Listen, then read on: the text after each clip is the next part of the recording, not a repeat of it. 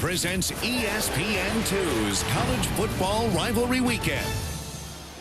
For over half a century, Joe Paterno has patrolled the sidelines at Penn State. He has 2 national titles, but finally, he says he has an exit strategy. He might leave relatively soon.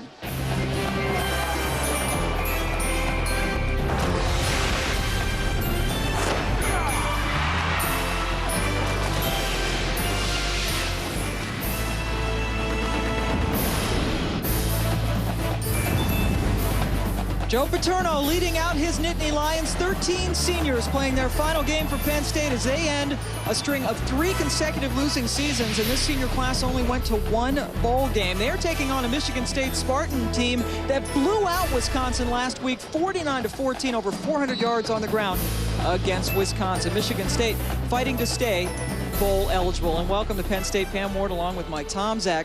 And Mike, the talk has been all around Joe Paterno this week. He's talking about an exit strategy where he finally, his career might be coming to an end. Well, the reason we're talking about Joe Paterno and everything is because they haven't won many football games in the last 5 years in the Big Ten and even out of conference. So I think once they start winning football games, and I think they're poised to do so, that talk will stop. They do have a lot of young talent. Michigan State, meanwhile, behind this guy, Drew Stanton, their very exciting sophomore quarterback. They win today, and then they win in 2 weeks against Hawaii. They go to a bowl. Well, Michigan State undoubtedly is a great football team, and they don't get the recognition against a fine Penn State team today. This Michigan State team, Joe Paterno said, is the best in the Big Ten. And they are red hot right now. Let's go now to the 3rd member of our team for more on Joe Paterno. Here's Dave Bryant. Well, Pam, in our meetings with Joe Paterno yesterday, he revealed absolutely nothing about his future plans, what might or might not happen after this game with Michigan State in his 39th year as head coach here at Penn State, 55th year overall on the Penn State staff. As he was hitting on the field before this game today, the student section again giving him the round of applause they give him traditionally. Now, we asked Joe what he'd miss about game day. He says there's nothing quite like the competition. He loves the pregame ceremony of going to his players, wishing them good luck, of getting last-second details taken care of, and nothing quite like kickoff. He says there really couldn't compare to that, especially cutting your grass if he was retired. He can't imagine not being the Penn State football coach, guys. And that's right, Dave. Again, he's been here 55 years. This is his 39th season as the head coach. He spent 16 years as an assistant, and he told us yesterday, Mike, that he really could not imagine himself not being in a competitive situation. All right, he's extremely competitive, and, you know, the other day of practice, he still is competitive with the players. He challenges them on the field. He runs with them on practice field. So here's a guy at 78, just shy of 78th birthday, that has a lot of vinegar in his system to want to win football games and compete. Now, this is senior day at Penn State. Zach Mills running out for the final time, this starting quarterback, and he has been banged up, hit countless times during his career, suffered a concussion earlier this season against Iowa. And certainly, Mike, not what this senior class envisioned when they came in. They're going to go out as the losingest class in Penn State history, and the first class under Joe Paterno not to win a bowl game. Well, it's not all fair to Zach Mills. You know, here's a guy that's a great character man, respected Penn State with nothing but class, and he has grown up through his 5 years here. You know, even though the win-losses don't come in Zach Mills' favor, he's had people not surrounding him with proper play. Receivers weren't there, the running game wasn't there, and the offensive line has been suspect. But today's a different story, Pam. You throw out all that stuff, put it behind you, because we have a great football game getting ready to be played here. And Michigan State still plenty to play for. DeAndre Cobb is a terrific kickoff returner. In fact, had an 89-yard kickoff return for a touchdown against Notre Dame earlier this season. Penn State won the toss, but deferred, so Michigan State gets the ball first as the fans at Beaver Stadium cheer on their Nittany Lions. The Penn State's defense is pretty good, so why not line up on defense first? Terrific defense, in fact, and Robbie Gould's kick goes to the end zone. Michigan State starts off from the 20.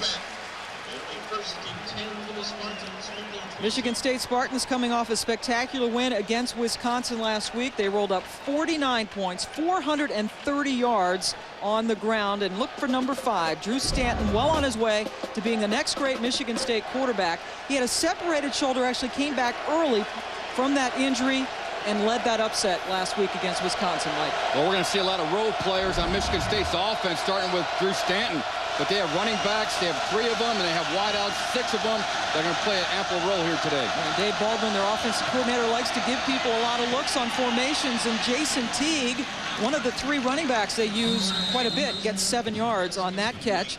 As we mentioned, a running back by committee approach. Matt Trannon, number 6. Their biggest threat at wide receiver is also physically big at 6'6", 215. And Michigan State coaches said the offensive line has been the biggest surprise this season. Sean Poole, the right tackle, finally starting as a senior, is the reigning Big Ten Offensive Player of the Week. That's right, an offensive lineman is your Offensive Player of the Week. Only the second time that's happened. Teague runs for the first time and appears to have a first down as he picks up 4. Andrew Gooman with the stop. The Nittany Lions have a young but excellent defense. Michigan State particularly wary of juniors Tamba Hali and Scott Paxson. Derek Wake, the only senior starting today. Dan Connor is a freshman. He can play all 3 linebacker spots. And a couple of good corners. Alan Zamitis and Anwar Phillips have combined to pick off 5 passes. First down for Michigan State.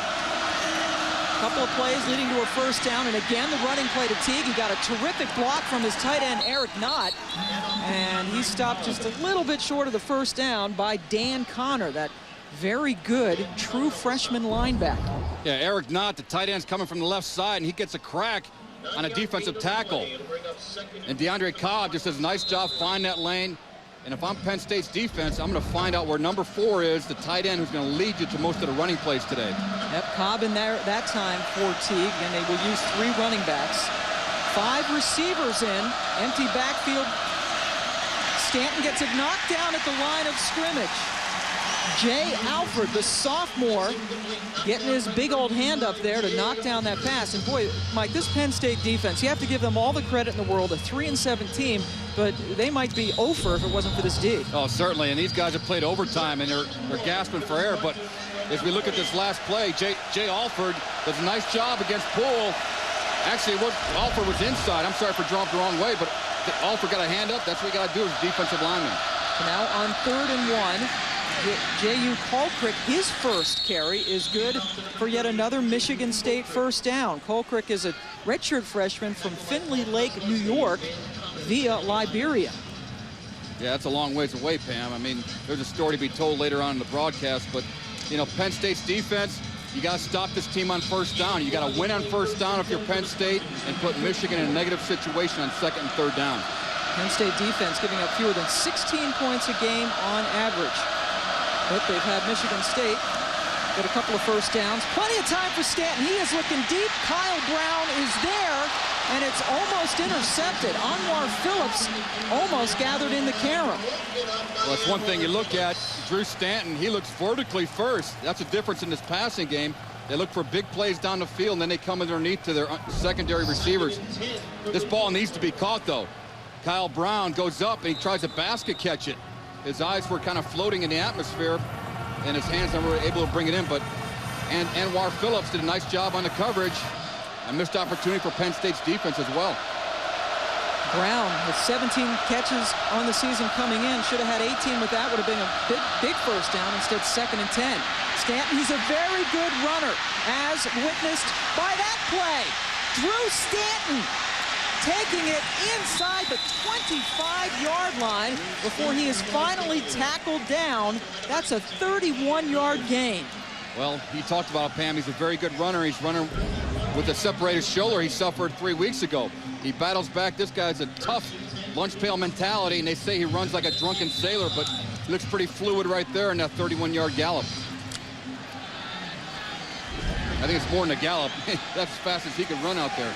And that is what has given them this extra dimension with Stanton, who is actually the 3rd quarterback to start for Michigan State this year. And he has certainly been the most proficient.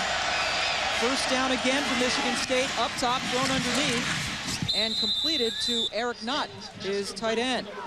John L. Smith has done a terrific job in resurrecting this Michigan State program. Now, in his 2nd season, he took over a team that won 4 games 2 years ago. And he doubled that with the win, took him to a bowl game last year, and is well on his way again. Well, as I told you earlier, Pam, off air, that when I met him in August, I just fell in love with this guy. You know, he's a very compassionate man, loves his players, and as the season grew on, got more time to spend with them. I've been a big fan of his. 2nd and 2. Teague gets it, and boy, they are carving up this very potent Penn State defense. That is another first down for the Spartans. Tom Bradley, his name has been prominently mentioned the last week. He is a defensive coordinator. He has been on this staff for 26 years, the coordinator for 5 years. And actually, there was a Pittsburgh radio station that said that he was going to succeed Joe Paterno next year. That, of course, has been shot down. But really, Mike, his name is all over the place as the possible successor. Well, he's a class act all the way, and he'd be a good addition. Cobb on the pitch, trying to get around the corner, but he is corralled nicely by Paul Podlesny, one of the talented linebackers. You know, Tom Bradley told us, Pam, they got to win on first down. And I think right now you're seeing Michigan State get into a rhythm. So what Tom Bradley has to do is come back and try to shock these guys. Here's another first down opportunity for them to come out of the box and try to hold them to a field goal attempt. This defense is gassed. You know, they've been on the field way too much, and the offense has done their part, but right now their defense needs to make a stop here. They've already gone 74 yards in just over 3 minutes. 2nd and 6, not one of 2 tight ends in motion. Cobb right up the middle, and he is stopped down around the 3-yard line by Derek Wake, the senior out of Beltsville, Maryland, playing his final game for the Nittany Lions. Penn State put up 7 guys in the box there, and everyone was in a gap. And DeAndre Cobb just did a nice job getting small in the hole, minimizing the tacklers, and leaning forward for a 2-yard gain. And, you know, that's positive football. What a luxury for Michigan State to be able to shuffle in these running backs. Cobb goes out, and Jason Teague is in. 3rd and 3. And Stanton on the quarterback keeper is stuck. Podlesny leading the charge for this Penn State team that had a goal line stand last week to preserve the win against Indiana in the final minute. Well, those 2 numbers right there, number 40, Dan Connor, right here, and Podlesny, number 31. Look how Podlesny anticipates that quarterback draw, steps up in the gap, and unloads on Stanton. Stanton wasn't a guy that hit the hole real hard. He's kind of feeling his way. And I think Michigan State's very comfortable with the field goal opportunity here. And Dave Rayner coming in for a 19-yard attempt. Rayner has made 74% of his field goals so far and ups that up a little bit. So Michigan State had no problem. Just over 4 minutes, they go 78 yards, but have to settle for the field goal. Michigan State with the early lead over the Nittany Lions. This is titanium. Strong, long-lasting, durable. And only Remington brings it to you in the all-new titanium shaving system. Designed for closeness, comfort, and to clean itself automatically. Any way you slice it, it's extraordinary. Shave after shave. Remington Titanium. It could just make all other shavers obsolete. And for her, the Remington Smooth and Silky. America's #1 women's brand.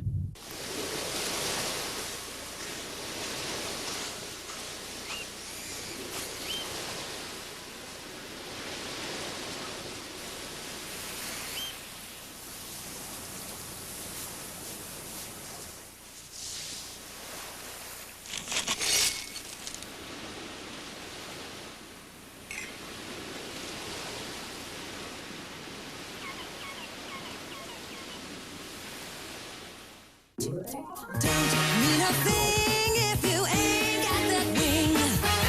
Papa John's, Papa John's, Papa John's. It's Papa John's new chicken wings in 2 fresh flavors. Try them today in spicy buffalo and mild chipotle barbecue. Try something new.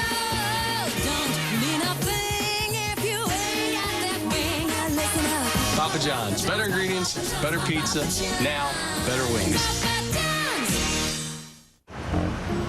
Hey, what's the story? No room. But this is our place. No room. There's a spike in traffic. Scalability issue. They should add seats or tables or hire more waiters. Build a bigger kitchen. It's an on-demand world. Why not just add capacity? Like with our servers. That's what we would do. Do you guys ever talk about anything but servers? No. Expand on demand. IBM eServer X Series with Intel Xeon processors.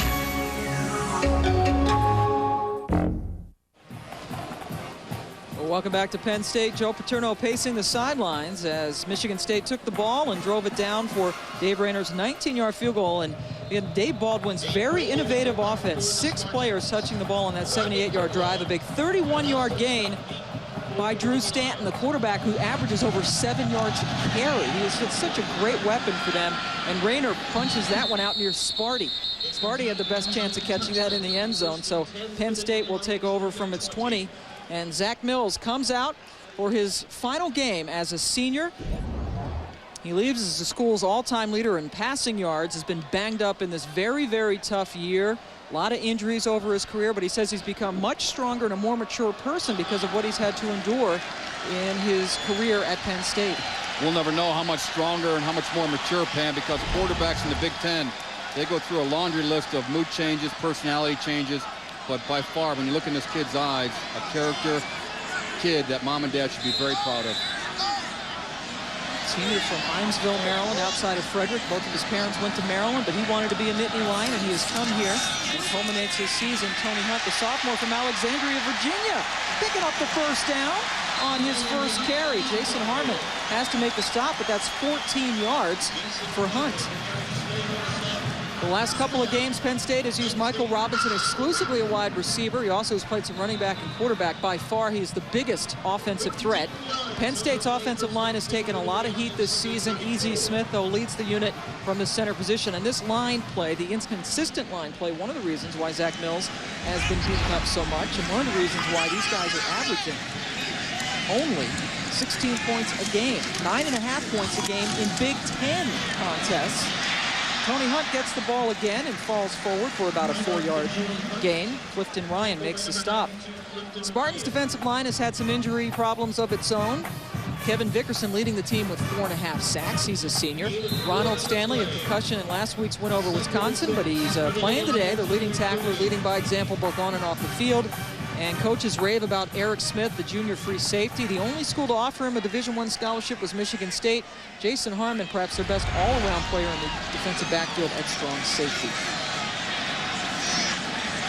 2nd and 6 now for the Nittany Lions. First time they have had the ball. And Mills hanging on to it. Zach Mills lunging forward close to the first down marker. Jaron Hayes makes the stop. Well, Zach Mills came back and said, hey, Drew Stanton, you know, I could do that stuff too. You know, just a design quarterback counter draw. They're pulling the offside guard around, trying to get up inside the box to that next level. And there's our man, number 31, Jaron Hayes, defensive back that came in to stop Zach Mills in his pursuit. And a timeout has been taken by Michigan State. Oh, I'm sorry. So they can measure timeout briefly just for the measurement as you take a look at Zach Mills' numbers. You know, Pam, I've seen a number of games where Zach Mills played as a spectator. You know, sitting in the stands, you know, watching this kid mature over the years. And, you know, not only 3 years ago, he had a breakout year. And everybody's waiting for him to repeat that year. But you got to have a supporting cast around you. Offensive line, running game, and passing game. You know, and it's not easy being a quarterback and you're limited in your play calling because you don't have the personnel on the field. In fact, Galen Hall is their first-year offensive coordinator. And talking to him, and Galen is about as frank as any coach really that I've ever talked to. He basically says we don't have any guys, and when you don't have any guys, you're not going to win many football games. Well, I remember, you know, October 23rd game we did here, Penn State, Iowa, 6-4. Penn State lost that game, but you know they had no offense. They had Robinson playing quarterback. They had multiple turnovers, and this offense did absolutely nothing that afternoon. 3rd and inches. Paul Jefferson, the fullback, in front of Tony Hunt, and Mills keeps it himself. And looks like he has scooched forward enough to get the first down. These two teams first played way back in 1914. Michigan State smoked them last year in Lansing, but they've lost 5 in a row at Beaver Stadium. In fact, the last time they played here in 2002, Penn State won 61-7. Larry Johnson ran for 4 touchdowns, and some of the players, in fact, Drew Stanton even recalls that. He was a redshirt freshman at the time and said he doesn't want to have to feel that feeling again when he leaves Beaver Stadium. Yeah, and Clifford Dukes, number 59, he's another guy that didn't play in that game, but he remembered the beating they took. Mills, little pump, goes out, and he finds his receiver. That is Michael Robinson, and Robinson picks up the first down for the Nittany Lions. As we visit with Matt Weiner for the first time. Matt. Bob, Taco Bell takes us to South FLA. Miami's still in control of the ACC if they win out, starting with Wake Forest today. Brock Berlin to Roscoe Parrish. Had the big punt return last week against Virginia. The Canes already up 14-0. All right, Matt, a lot of huge games. This is a rivalry weekend, and we're going to keep you up to date on a lot of great games going on across the country. Of course, Michigan and Ohio State are playing today. Lots of good stuff. And Tony Hunt gets stacked up at the line of scrimmage for little to no gain on that run. Hunt, in fact, is the leading receiver and leading rusher for Penn State. And when your running back is your leading receiver, that's usually not a good sign. Well, you're missing something in the huddle, Pam, and you're missing that playmaker. You know, Zach Mills is a very accomplished quarterback, but when you got a freshman, Mark Rubin, number 80, as a young receiver, you got Michael Robinson, number 12, who's not your leading receiver, but he's somewhat of a playmaker. But you got that running back, you can always rely on Tony Hunt, number 26, to get some things done for you. Not really much of a game breaker, though, is he? As they continue to search to get some more weapons in here. Mills, plenty of time, and he is lofting this one towards Robinson, but he is well out of bounds. Fans screaming a little bit, but there's no way that was catchable. Greg Cooper, step for step. That's one thing when you scout Penn State offensively. They're going to try to hit you on a trick play or a swing play, either by a running back or a receiver like Michael Robinson there. And the reason they do that is because they have so much confidence in that, you know, kind of lull you to sleep in that out pattern and turn up the sideline and catch a safety sleeping. But they've been very successful, especially number 7 there over his career. Michael Robinson coming into today with 29 catches for 445 yards. That's the most yardage for any receiver, and he's been playing exclusively at that spot the last couple of games. Now a big 3rd and long, 3rd and 9 for Penn State. Hunt standing next to Mills in the backfield. Now goes out in the pass pattern, and that one is thrown towards Robinson, and even had he caught it, it would have been only for about a 2-yard gain. Roderick Maples was on the coverage, but that play had no shot. No shot at getting the first down, Pam, but, you know, like Galen Hall said to us, you know, yesterday, they get excited when they catch passes around here, and they have 1 completion already in 3 opportunities, but give Michigan State credit defensively. They had that coverage. They had everyone blanketed. It was a zone coverage, and they just locked down the receivers. Akeem Shabai is waiting to get the punt of Jeremy Kapanos. Michigan State has blocked 4 kicks this year. Marshall Campbell, number 53, has 3 blocked punts by himself, but not much pressure that time. And Shabai lets that one go into the end zone. And Michigan State takes over from the 20. Michigan State has a Dave Rayner field goal. They lead by 3. Have you ever started a car from across the road? Given your backseat passengers a tan? Or driven a 4-door like a sports car? Introducing the first ever G6 from Pontiac. New models are arriving daily, and now you can get one with a great offer. It's not your job. It's not your accent. Not your clothes. It's not your car. It's not your lipstick. It's not your friends. It's not your shoes. It's not your laugh. It's not your hair. It's your watch. You can tell more about a person by the watch they wear than anything else. Seiko Kinetic, powered by the movement of your body. Available at Macy's. When I'm on the field, I want to perform at the top of my game. When I'm off the field, I want to do the same. That's why I use Red Zone deodorant. It's the longest lasting deodorant from Old Spice, and its scent lasts longer than the other guys, so you smell great all day. Try it. If you don't like it, Old Spice will buy you a stick of something else. Hey, I don't always win, but that doesn't stop me from trying. Red Zone deodorant from Old Spice. Stuart Scott and the gang recap the NFL weekend and get you ready for Monday Night Football on Monday Night Countdown, delivered by UPS, 7:30 Eastern on ESPN. ESPN2's College Football Saturday is presented by Pontiac and the first ever G6, the next official performance machine of the NCAA. and in part by Seiko. You can tell more about a person by the watch they wear than anything else. That Nittany Lions shows you that we are on the campus of Penn State University at Beaver Stadium. Capacity of over 107,000, but short of that today. But still over 100,000 folks showing up for this last game of the year. And flags are down before the play even has a chance to get started. Maybe some movement on the offensive line for the Spartans. Steve Newman, our referee on this Big Ten crew. 72 offense. 5 yards, first down. Stephon Wheeler, the left tackle, moving a little bit too quickly. Let's go back to that last play on that third down. It was an incompletion, and look at Joe Paterno go after Isaac Smolko, his tight end. Still some fire in that 77-year-old body. He's not finished yet, Mike. He's going after him. Certainly. I tell you what, if you're like a senior tight end, you know, Joe's not going to stop coaching that kid even after he leaves. And that is knocked down. That's the second time that Jay Alford has knocked down a pass this afternoon. Joe Paterno.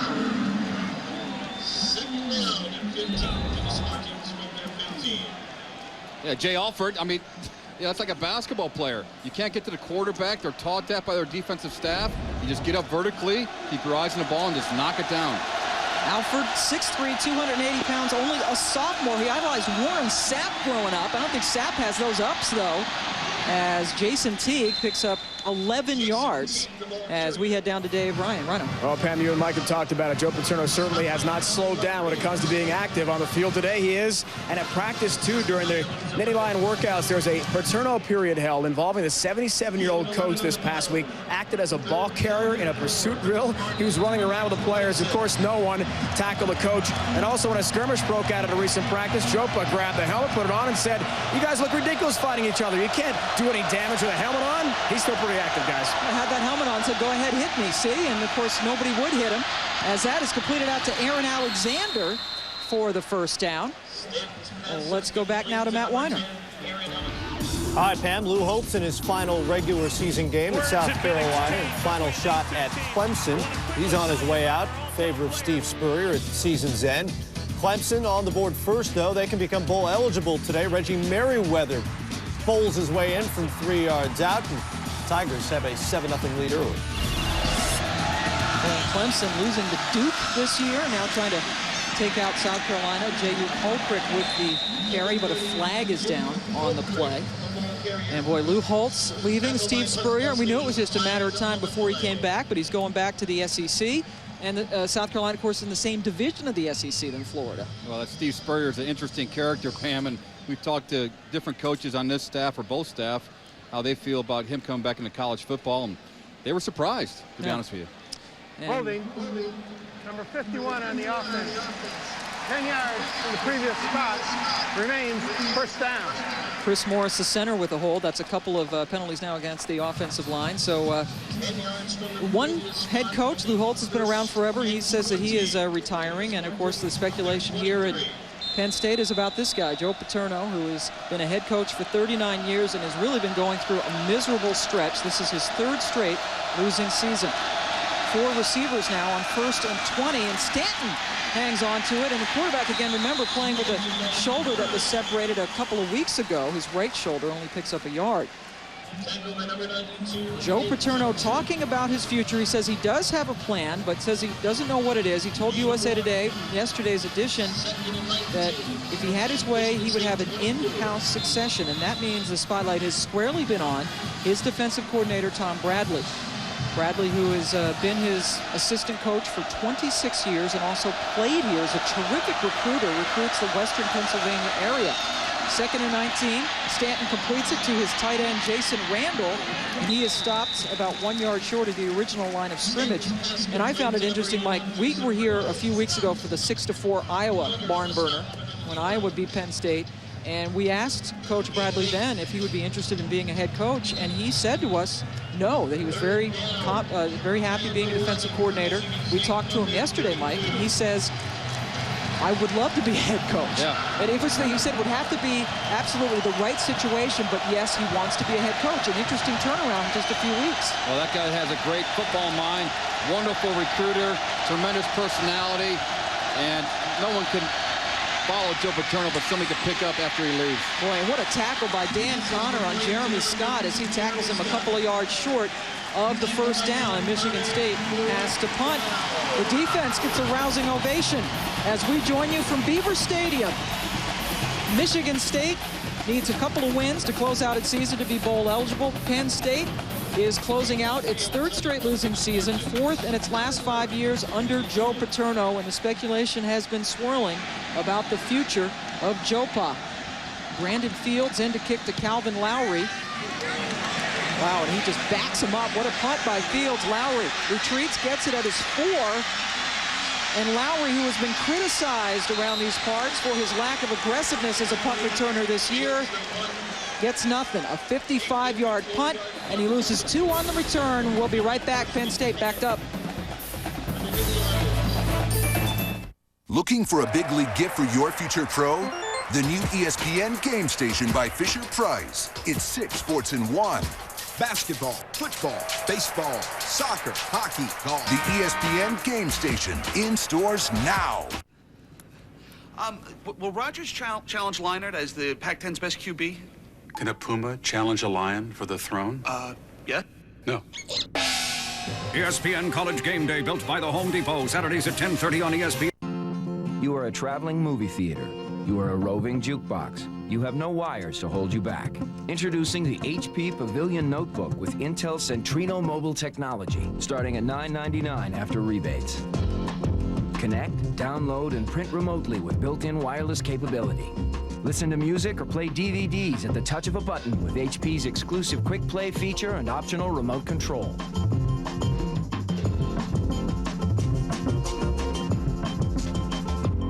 Sit back and enjoy your favorite movies, alone or with a friend, on the high-definition widescreen display.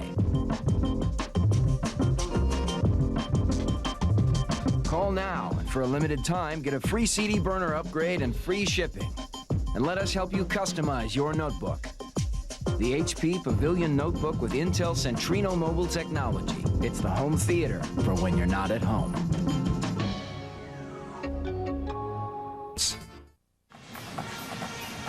Welcome back to Penn State. The student section well coordinated, forming that S. And just to correct myself, this would be the second straight losing season for the last 5 years, though, for Penn State. A couple years ago, they had a very good year, went to the Capital One Bowl where they lost to Auburn. That is their last bowl appearance, their only bowl appearance for Zach Mills and this senior class.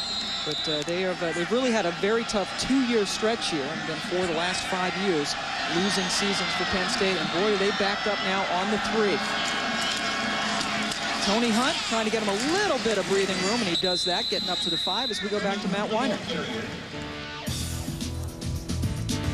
All right, Pam, Oklahoma and Baylor, 7-0 Sooners. And a lot of speculation about how many points Oklahoma will score as they try to shore up that second spot in the BCS and try to get a spot in the national championship game. Auburn, Tommy Tuberville says he's been on the phone to his coaching brothers to say, give me a little bit of love, because he wants to move up in the polls and obviously move up in the BCS standards.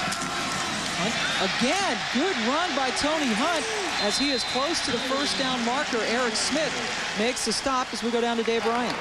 Pam, there certainly is a lot on the line for Michigan State in this game. We talked about the logjam in the Big Ten standings. There are 5 teams currently who have a shot at 4 different bowl games. Players for Michigan State say this is absolutely a huge game today, though. This is pretty much a 1-game season for them, and to stay in that bowl hunt, they had to beat Wisconsin last week, and they say if 1-game season continues today against Penn State, and really even a win today over the Nittany Lions does not mean they're in for sure, because they've got to beat Hawaii on December 4th for that 7th win to be bowl eligible. A lot to play for the Spartans. As is the truth with Northwestern, as they have to win their next 2 games as Hunt goes forward. Of course, Michigan can sew up the Rose Bowl, the BCS spot, by beating, who did they play today, Mike? They played a team in Columbus, Ohio State. Those guys.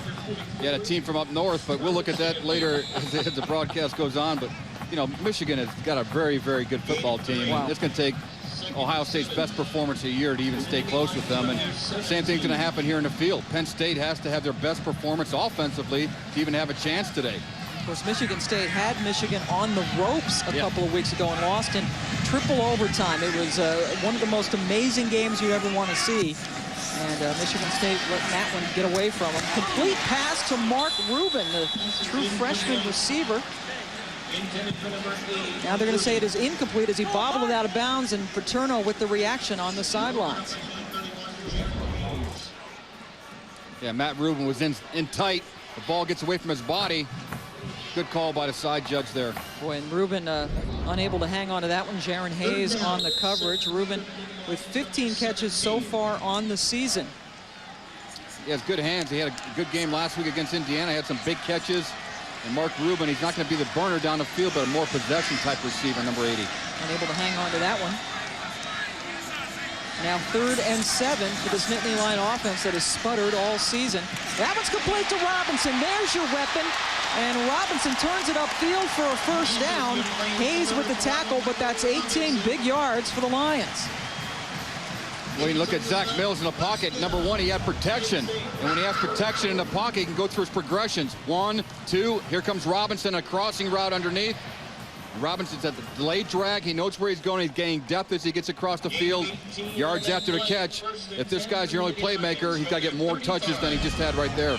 Robinson missed a couple of games and 3/4 of another. Had a concussion against Wisconsin. He was unconscious for 10 minutes in that game. This is his 5th game back, and you can see he just chewed up Indiana. Indiana, the only Big Ten team that Penn State has beaten in the last 2 years. Mills gets it off. He's looking for Robinson deep, and Maples makes the interception. A little bit of contact, but Roderick Maples picks it off and takes it up near midfield. You know, Zach Mills has to find that free safety, that extra defender there. When he's playing center field, you got to come off that receiver and not force it. But, you know, with the inexperience as a playmaker, inexperience of players that can go down and make catches for you, like a lot of ball clubs, incidental contact right there by Maples, just plays off it. Just a little bump right there, that's all it takes. It really wasn't an ill-advised throw, Pam. I stand corrected. The safety came over from the other side after the pass. But that's an opportunity missed by Penn State and taken advantage by Michigan State. Maples coming up with his first interception of the season. His first career sack came last year when he sacked Zach Mills. So number 17 has Zach's number. And there's a great run by Cobb, DeAndre Cobb, breaking it into Penn State territory, 14 yards for the senior from Las Vegas. This plays right into the hands of Michigan State. It's a short field. You have a potent offense. Penn State's defense is gassed because of all the play they had this year. But again, takeaway turnover ratio tells a different story. And they have not taken advantage. They're -7 on the season coming into today on takeaways. And as you see, John L. Smith's club has not taken advantage of it. Let's see if they do this time. Shabai in motion. This drive started at midfield after the Maples interception. Little play action. Stanton looking downfield, zips it complete to Shabai. And another first down for the Spartans. Let's go back to Matt Weiner. All right, Pam, thanks very much. Miami. Looks like it's going to be a long afternoon for Wake Forest, Jim Grove's team. Playing on a nice sunny day in Miami. And here, a cloudy day at Penn State. 3-0 Michigan State, and they're driving.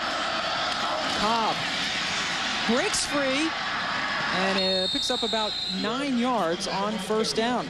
More great college football rivalry games headed your way tonight. 7 Eastern on ESPN2. Unbeaten Utah takes on BYU. Then at 7:45 Eastern on ESPN, Ron Zook coaching his last regular season game in Florida as they take on Florida State.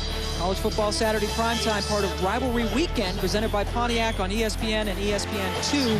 That Florida State game also available in high definition. And there's already one vacancy in college coaching at Florida. What's going to happen in Utah is yet to be determined. That's right. Urban Meyer, one of the hot names, is Colquitt is dropped for a 1-yard loss.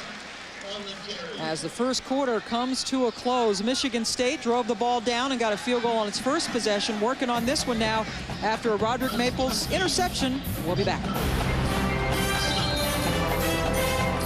Pay attention! Sunday NFL Countdown presented by Old Spice, 11 a.m. on ESPN. It's green apple gone silver. Introducing Bacardi Silver Low Carb Green Apple Premium Malt Beverage. 4.5 grams of carbs and 94 calories. Never tasted so good. Bacardi Silver. Flavor your night. Wow, stuffed chicken marsala, stuffed chicken limone. Sounds good. Sounds good. Can you actually hear them being stuffed with 4 Italian cheeses? Can you hear the creamy marsala sauce? Is the limone calling? It spoke to me, yes. Only at Olive Garden.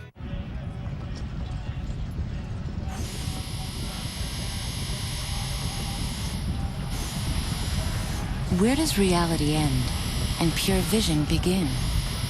A Pioneer Elite plasma display features our exclusive First Surface Pure Color filter. The purest color, the purest experience. Pure vision. Only from Pioneer. There. Jeff, I want the money Bush's holding stole from me. $160 million. You got 2 weeks. Huh.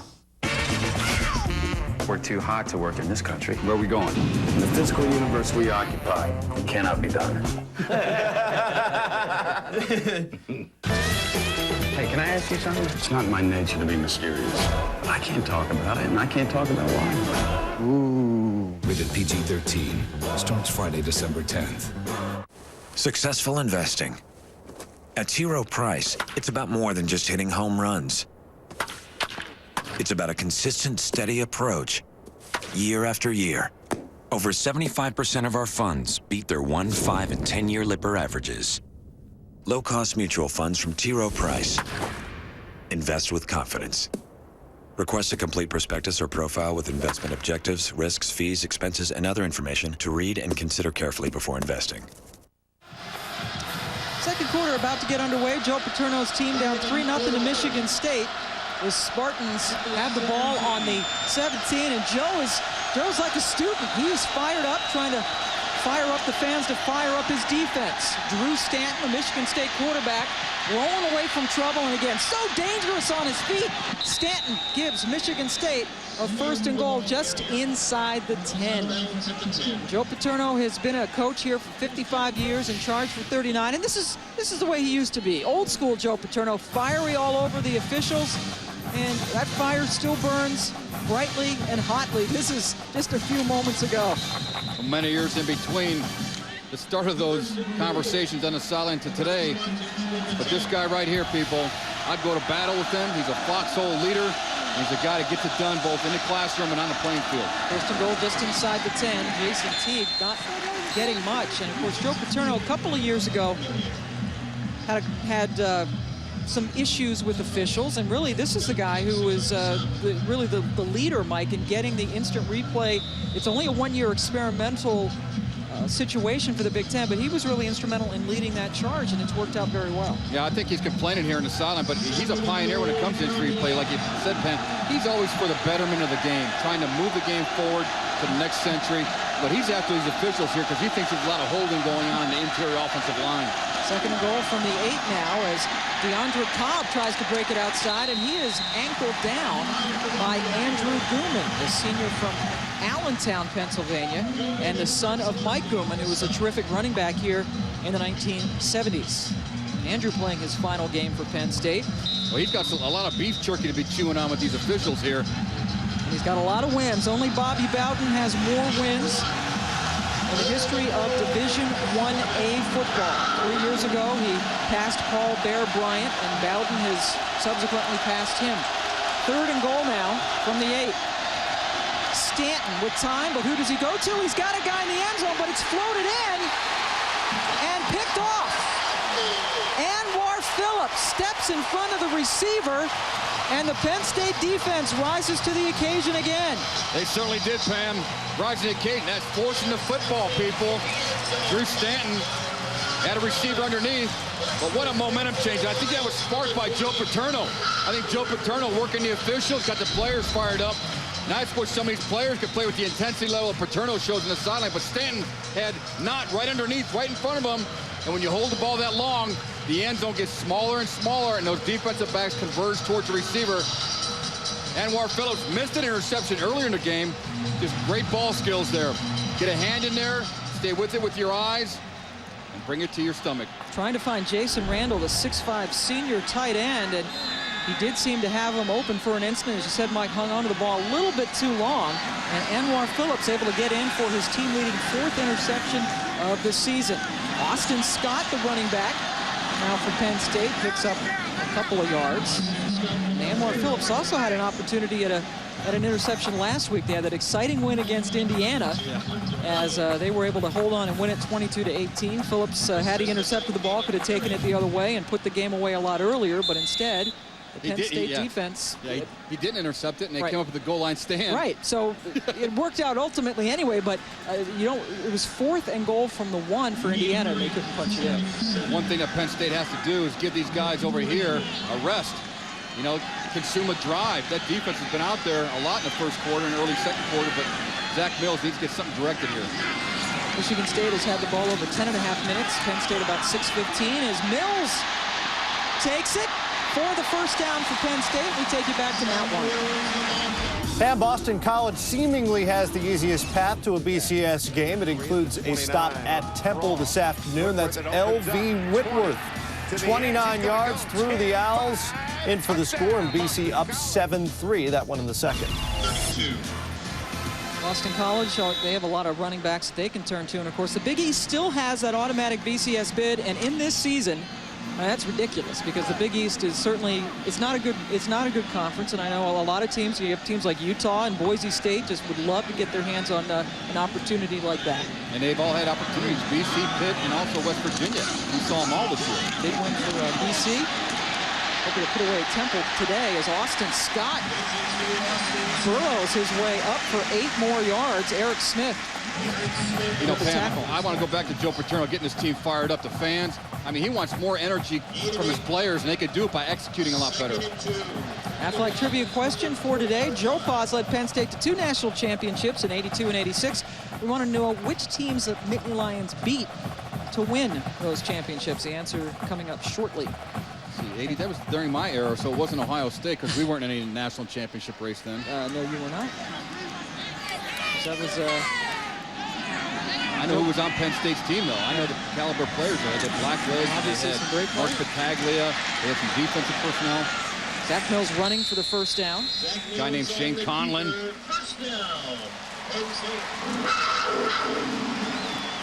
Penn State taking on a Michigan State team that had an incredible win against Wisconsin last week. 430 yards rushing for Michigan State as Joe Paterno is still all over his guys. Very much a hands-on head coach, and he's not your certainly, I mean, people say, well, goodness gracious, he's 77 years old, but he is more vital than, he's certainly more vital than I am. He has more energy than I do, and a lot of people. Yeah, he does not need to go to that next level and get all those endorsements from all those commercials and companies that need to get you some vinegar in your system. But Joe Paterno, I tell you, we can't talk enough about this guy. Paul Jefferson, the senior fullback, catches it in space and makes a play. Jefferson tackled down inside the 40 by Ronald Stanley. 17 yards on the gain for Jefferson, his 14th catch of the season. You can do it many ways, but Paul Jefferson just hide in the interior line of scrimmage. A design screen, you get the lineman out, you get a nick on somebody, and Jefferson playing his final game of his college career. Additional yard, 18-yard game for Paul Jefferson. And there's an unselfish play right there. He doesn't get a lot of credit, just pounds guys and goes after them. He'll have an opportunity at the next level to play on Sundays. Jefferson, in fact, was known in 2002 as the main blocker for Larry Johnson when they did have that very good season in 2002 and went to the bowl game. He takes a rest. Austin Scott gets the carry, picks up about 4. We go back to our AFLAC trivia question. What were the 2 teams that Joe Paterno's Penn State club beat to win their national titles? Was it Georgia? Was it Georgia? Oh, you got it. Georgia Miami. and then Miami in the '87 Fiesta Bowl. Oh, that's when Shane Conlon got Vinny Testaverde, hit him right in the mouth. I remember that game. And there is Joe getting the victory ride with those couple of national championships, and he's had some perfect seasons and really has done a wonderful job in his career. Pam, he doesn't wear a headset. We asked him about that the other day, and we'll talk about that, but he communicates with his voice and his nonverbal communication. Second down, Mills completes it to Robinson, who was stopped about a yard short of the first down. He's had 12 11-win seasons. 4-time Joe Paterno has been the National Coach of the Year. He's had 5 unbeaten seasons in his terrific career, but again, a lot of talk about when that career will end, and having 4 losing seasons over the last 5 years, and we'll do that. Yeah, it certainly will. And if you coach as many years as he's coached, it's still blocking, tackling, catching, the fundamentals, and he's a stickler for fundamentals. And this offense is putting some good fundamentals together because they're putting a nice drive together to respond to that turnover. Now on 3rd and 1 from the 30, Scott goes forward to pick up the first down. Ronald Stanley makes a stop from his middle linebacker position, and now standing by with a very special senior is Dave Ryan. Very special guest and Adam Telefaro, one of the 14 seniors introduced today here. Your last game back in 2000, you're injured against Ohio State. Very serious spinal injury. Some doctors said you wouldn't walk again. 5 months later, you did. How's your health now? I'm doing great. Can't complain. Everything's going well. Just looking forward to graduating in May. What kind of things are you up to? We know you're working with the defense. They had a big stand there a moment ago with the interception in the end zone. Yeah, I help out with our secondary a little bit, but as far as now, I'm just, kind of inspiration for the guys to help them out any way I can. Mills going up top for Smolko, the tight end, and it is knocked away very nicely by Eric Smith. Back down to Rhino. Adam, your future, you want to be a lawyer. I know you're graduating this spring with a pre-law degree. What's the future plan for you down the road? That's what my hope is. I'm going to graduate here, and I'm applying to law schools, and hopefully by the first year I'll hear where I got in and just move on from there, and I'll always be back here every year. The big story of the day is Joe Paterno. Did he say anything to the team prior to arrival about this being his last game? No, he didn't let us know, but any which way he goes, he has our support. So, what has he meant for college football and for you specifically? Oh, he was the greatest to me. When I was down, he was there for me. I haven't played in 4 years, and he still asks me every day how I'm doing. He's great to my family. He's one of the greatest coaches in America. Would you like to see him coach some more? I'd love to see him coach. Love to. Zach Mills takes it around the end and is knocked out of bounds around the 22 again by Ronald Stanley. Picked up 7 yards. Adam Telefaro, what a wonderful story that is. And just for him to be standing vertically, it's just a miracle. And I was at that game at Ohio State when he suffered with that spinal injury. And it's nice to have Dave talk to him on the sideline and visit with him. We had an opportunity to see him yesterday as well, Pam. Yeah, he's an incredible young man, and he has applied to a number of law schools around the Philadelphia area, and told me he's thinking about becoming an agent, but he said he hung out with an agent a little bit over the summer. He said, man, those guys are like busy all the time, always on the phone, so he wants to be a real lawyer for a while, feel his way out, and a guy like that, he'll be successful no matter what he does. Tony Hunt gets it and stretches forward for the first down. Clifton Ryan makes a stop from behind. Let's go back to Matt Weiner. Well, Pam, few teams have had more of an up-and-down ride this season than Clemson, who beat Miami 2 weeks ago, then lost to Duke. Today, the big rivalry game with South Carolina. So far, so good. Reggie Merriweather's second of the day puts the Tigers up 14-0. North Carolina trying to also become bowl eligible. The trailing at Duke. The Dukies have returned a blocked field goal for a touchdown. Wow, Duke, can they win a couple of football games in a row taking on that North Carolina team? Well, to introduce them to the basketball season, you get a run in a lot of games in football, kicks over the basketball court. Carolina basketball lost last night to Santa Clara. Hey now. There's your #1 team going down. Austin Scott won't go down easily, not without a fight. And he is dropped at the 20, loses a couple despite that effort. Tyrell Dortch among those making the stop. Well, it's a big stop for Michigan State.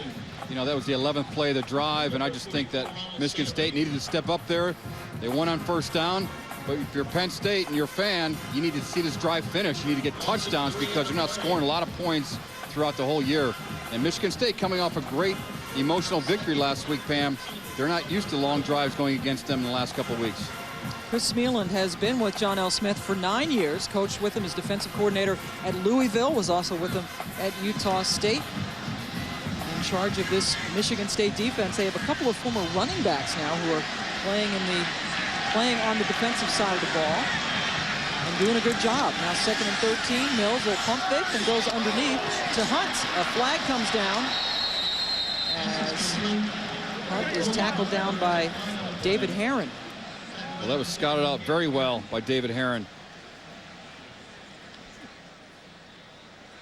But the play is coming back, and you mentioned Penn State needing to finish. We were here for that 6-4 Iowa game again about a month ago. Remember, Mike, twice they had the ball first down at the 10-yard line. They came away with 0 points in those 2 possessions. Well, they'll just hurt your momentum. They hurt the mindset of your offensive team. You have to be able to finish in this league. Holding. Number 59 on the offense. 10 yards from the previous spot. Second down. Charles Rush, the junior, with the holding call, pushing Penn State back to the 31. Yeah, Charles Rush. Hey, he could grab the shoulder pad, but you got to let it go. When you hold on to it, there's a side judge. Here comes a flag in from the sideline. There's no place for it. I know everyone does it, but don't get caught, Mr. Rush, I'm sorry. He's holding David Herron on that play, and that kicks the ball back now, 2nd and 22 from the 30.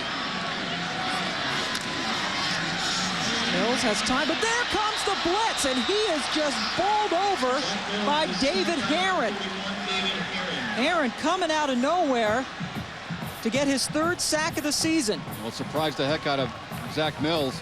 I mean, Zach, the coverage was there in the defense. This is a secondary sack. Herron just sneaks in there. He waits for all the linemen to account for the defensive linemen, and Herron just sneaks in there. As he comes here, he's looking inside. Once he gets to that middle gap, he knows exactly where Zach Mills is lined up, and he attacks him. 3rd and 31. Wow. Penn State got all the way to the 18, and they lost 3 on a rush, 10 on hold, and 7 on that sack. So they are going way back.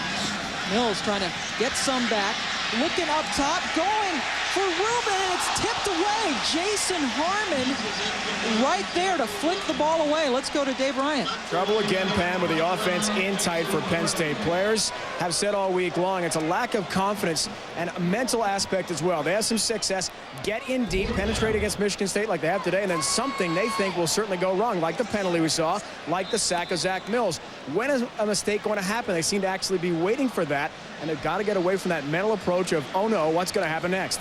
And that's a big hurdle to climb. Robbie Gould has not had a good senior year, only 4 of 10. This is a 55-yard field goal.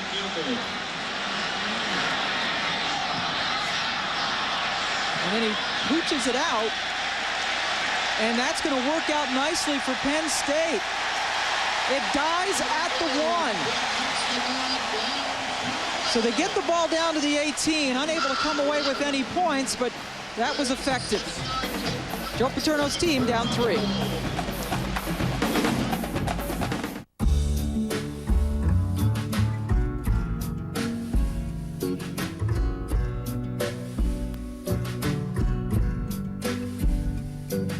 Home is where the hoop is with the ESPN Full Court College Basketball pay-per-view package. Bring more than 450 of the best games right into your home each week, all season long. To order, call your local cable company at 1-877-ONLY-CABLE, DirecTV at 1-800-GET-SPORTS, or Dish Network at 1-800-333-DISH.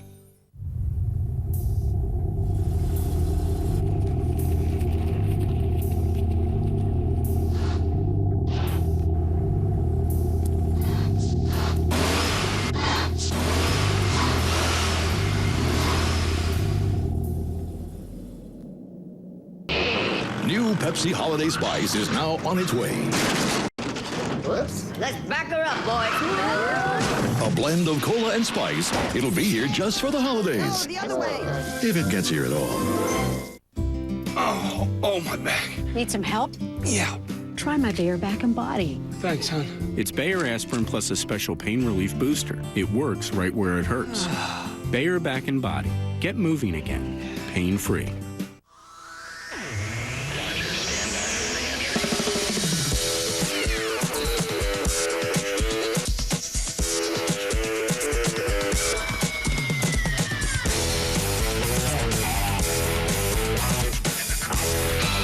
The line between form and function just became razor thin. The Motorola Razor, only from the new Singular. The new Singular, raising the bar. Instead of a 55-yard field goal attempt, Robbie Gould, the 3rd punt of his career, 37 yards, has pinned back Michigan State at the 1-yard line. That's vintage coaching by Paterno, huh? Teague, the running back, doesn't get much.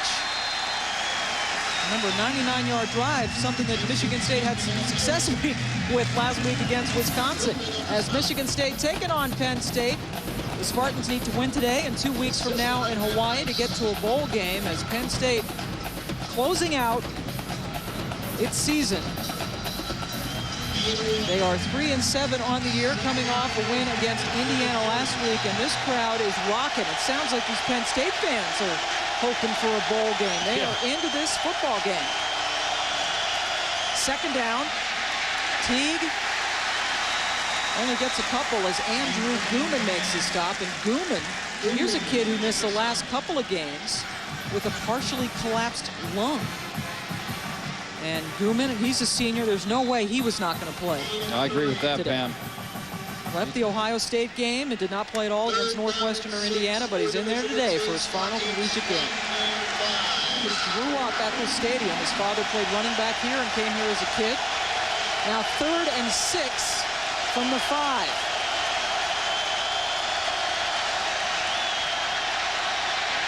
Stanton going to have to hang on to it, and he will be stopped short of the first down. It's Gooman again. Number 18 is all over the place. That's his 5th tackle. And Penn State going to get the ball back in what should be pretty good field position.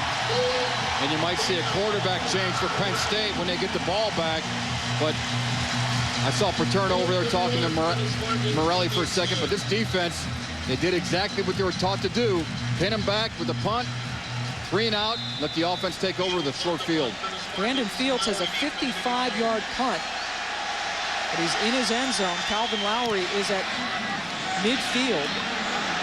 Gets that at the 46, and Lowry with a nice punt return gets it down to around the 30. Jason Harmon coming up with the tackle, a 17-yard return on a 37-yard punt. So Penn State in good field position when we return. Who's rising? Who's shining? Who's next? ESPN the magazine. On newsstands now. When am I supposed to add this? Snoop wants to know when to add the fabric softener. Tricky. Depends whether it's top-loading machine or front-loading. Snoop does his own laundry? That's hot. Snoop, you're cuddly enough as it is. Didn't your mother teach you anything? Fabric softener. So that's how those hip-hop guys get all the chicks. The new T-Mobile Sidekick 2 with IM, phone, web, and more. Everybody needs a sidekick.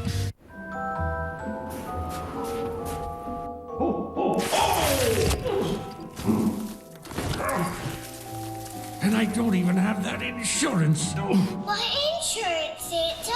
The one that pays you cash if you're hurt and can't work. Huh?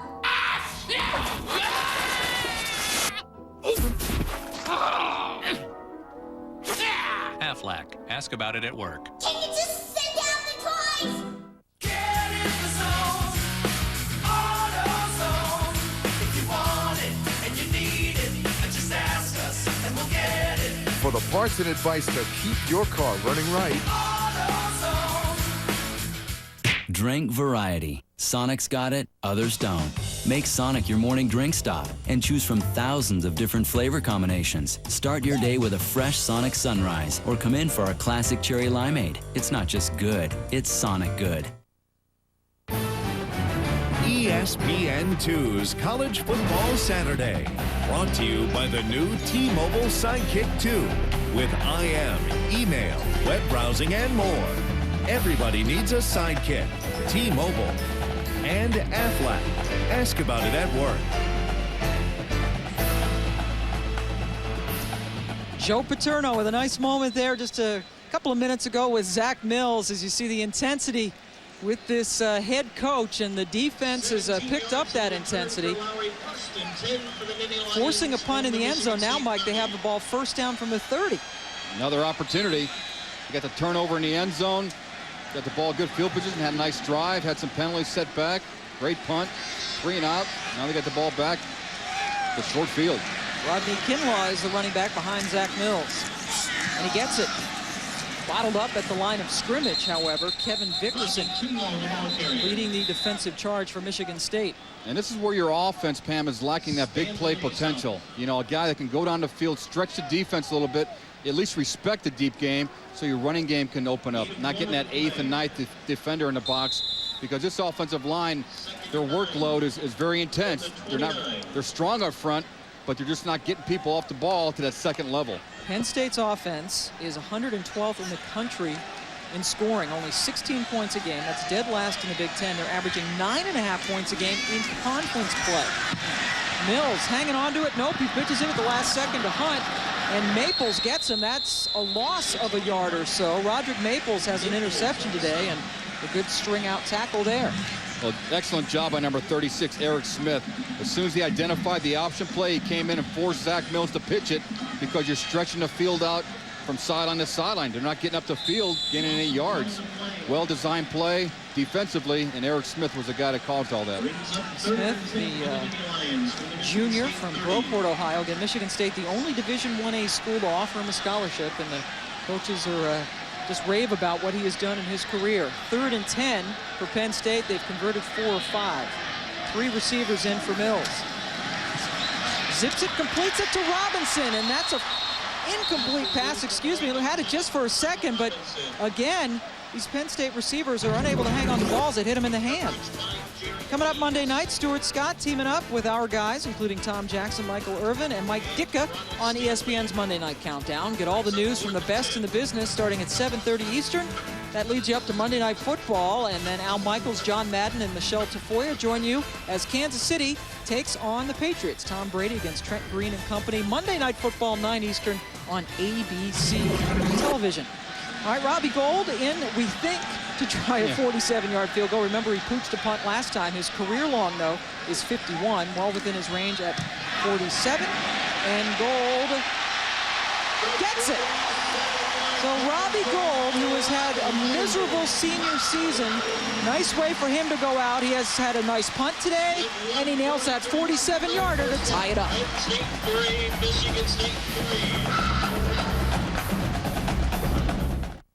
It's low carb to the core. Introducing Bacardi Silver Low Carb Green Apple Premium Malt Beverage. 4.5 grams of carbs and 94 calories, never tasted so good. Bacardi Silver. Flavor your night. Scent is the strongest sense tied to memory. How will you be remembered? Introducing Red Zone Body Spray and 4 great scents. Spice things up. With NFL Sunday Ticket from DirecTV, you can go everywhere the action is. Lambo! Love your work. Yes! I'm breezing. Going to Miami. NFL Sunday Ticket is the closest you can get to being at every game. Only 40 million people watching. No pressure. Oh, hey, we're on the Tron.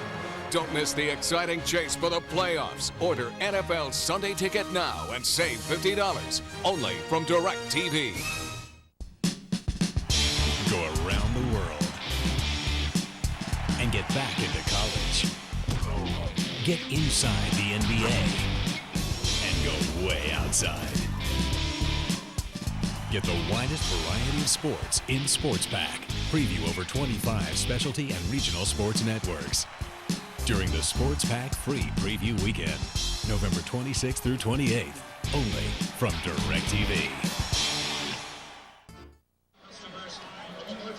Penn State has gotten a field goal by Robbie Gould, a 47-yarder to draw even with Michigan State as the Nittany Lions close out their 2004 season. Michigan State scoring 49 points last week against a Wisconsin defense that was one of the best in the country, and so far only 3 against this Penn State defense. And the Michigan State coaches, when we talked to them, they were very wary about taking on this defense. Well, John L. Smith in particular, he's the guy that was just scared to death of Penn State. That's what he told us on a conference call, and rightly so.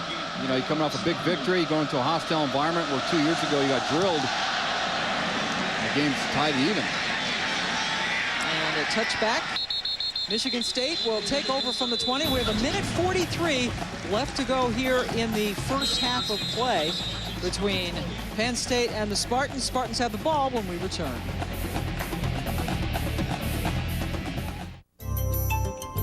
Mama gonna wrap myself in paper. I'm gonna dot myself with glue. Stick some stamps on the top of my head.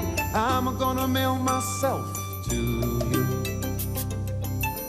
Oh, I'm gonna tie me in a little red string. I'm gonna tie blue ribbons too. Climb up into my mailbox and I'm gonna mail myself to you. This holiday, the entire U.S. Postal Service is working for you. Inside that microphone is something familiar, a battery. And while you might think all batteries are the same, consider this.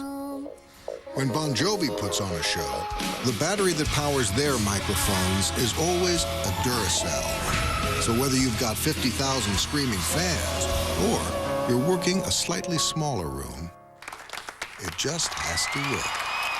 Duracell, trusted everywhere. Hey, who's winning? Parents, are you tired of your kids going over your family's wireless minutes? Yes. And kids, tired of them hassling you just for talking? Well, good news. Sprint got rid of ugly overages. Now families can talk more. Share 800 anytime minutes on 2 lines for just $70 a month. 100 extra minutes for just $5 means no ugly overages. And each additional line is just $10 a month. Now you can save your money for the cleaners. Thank you. Sprint PCS. Now that's better. Penn State fans hoping that this season ends on an up note. That would certainly be beating Michigan State today in their final game, and that would keep Michigan State away from a bowl opportunity. But 1:43 left to go. Michigan State with the ball in the 20. Stanton, their quarterback, already has a 31-yard run, picks up about 7 on first down. Let's go to Matt Weiner to see what's coming up at the half.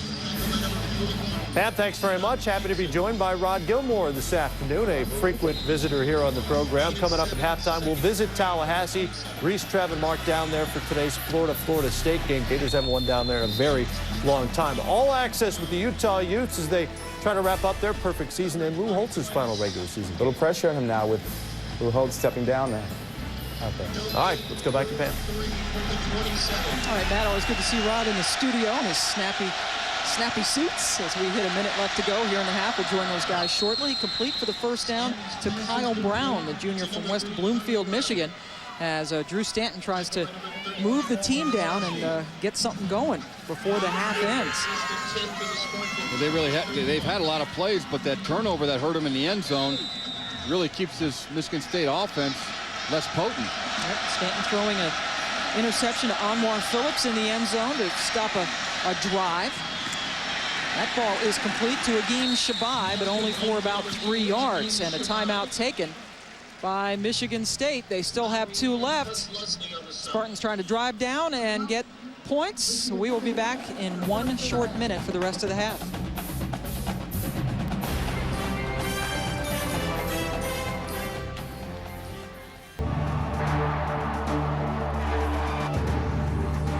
Big Ten football is a special tradition. More than 5.5 million fans pack our stadiums each year, Making Big Ten football what it is today. So respect the game and show good sportsmanship, because the Big Ten sets an example for everyone to follow. Before, during, and after the game. Big Ten football. Good sports make great fans. 2nd and 7 now for Michigan State after the timeout from the 34. Drew Stanton leading the team in rushing today, as well as throwing the ball for them. Completes it to Terry Love, and he has shown no love. Dan Connor, the true freshman linebacker, has 5 tackles today.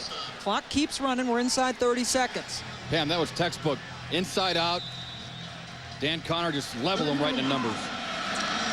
Big things expected from Connor. That one's complete over the middle, but they're just chipping away as Kyle Brown brings that in. Another first down will stop the clock momentarily as they move the chains. Dave Rayner, the field goal kicker, his long this year is 53 yards, if you're thinking that. And now Michigan State takes its 2nd timeout. Before the game today, Joe Paterno coming out, he got a rousing ovation from the fans as he stepped in. And then this is right before he goes back in for one last talk. And boy, Mike, he looked like he was getting choked up as he looked around the stadium. I think sometimes we all try to read minds, what people are thinking, but nonverbal communication He built this place, Pam. Now, this is Jopa Stadium, the tradition, the pageantry. I mean, over 2/3 of his life has been spent in this stadium. Let's go down to Dave Ryan with more running. Well, Pam, before the game, I did have a chance to speak with Jay Paterno. He's the quarterback's coach here at Penn State, and of course, the son of legendary Joe Paterno. He said in a pregame meeting, nothing was said by his father, the coach, about retiring, about this being his last game. He was very clear that the Board of Trustees meeting here yesterday at Penn State, the media, the fans, any pressure, the scrutiny his father's been under is not enough. They don't have enough clout to unseat Joe Paterno unless Joe is ready to go. That's according to his son, Jay. They're saying that it will be Paterno's decision when he leaves. Now, you might recall that this was the last year of his contract originally, but last spring, Penn State signed him to a 4-year extension, so he is now signed up through 2008.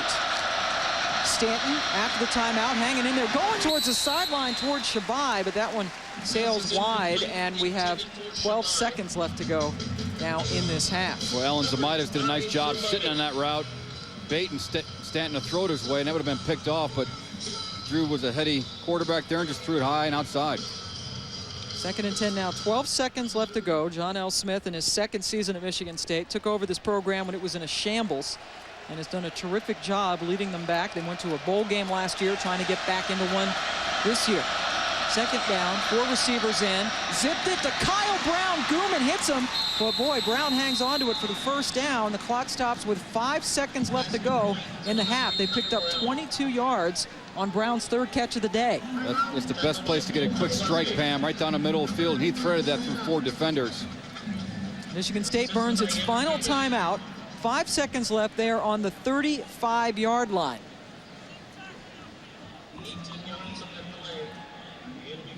Tomorrow night, football coming your way as David Carr and the Texans take on, Brett Favre and the Green Bay Packers. Packers-Texans also available in high definition on ESPN HD.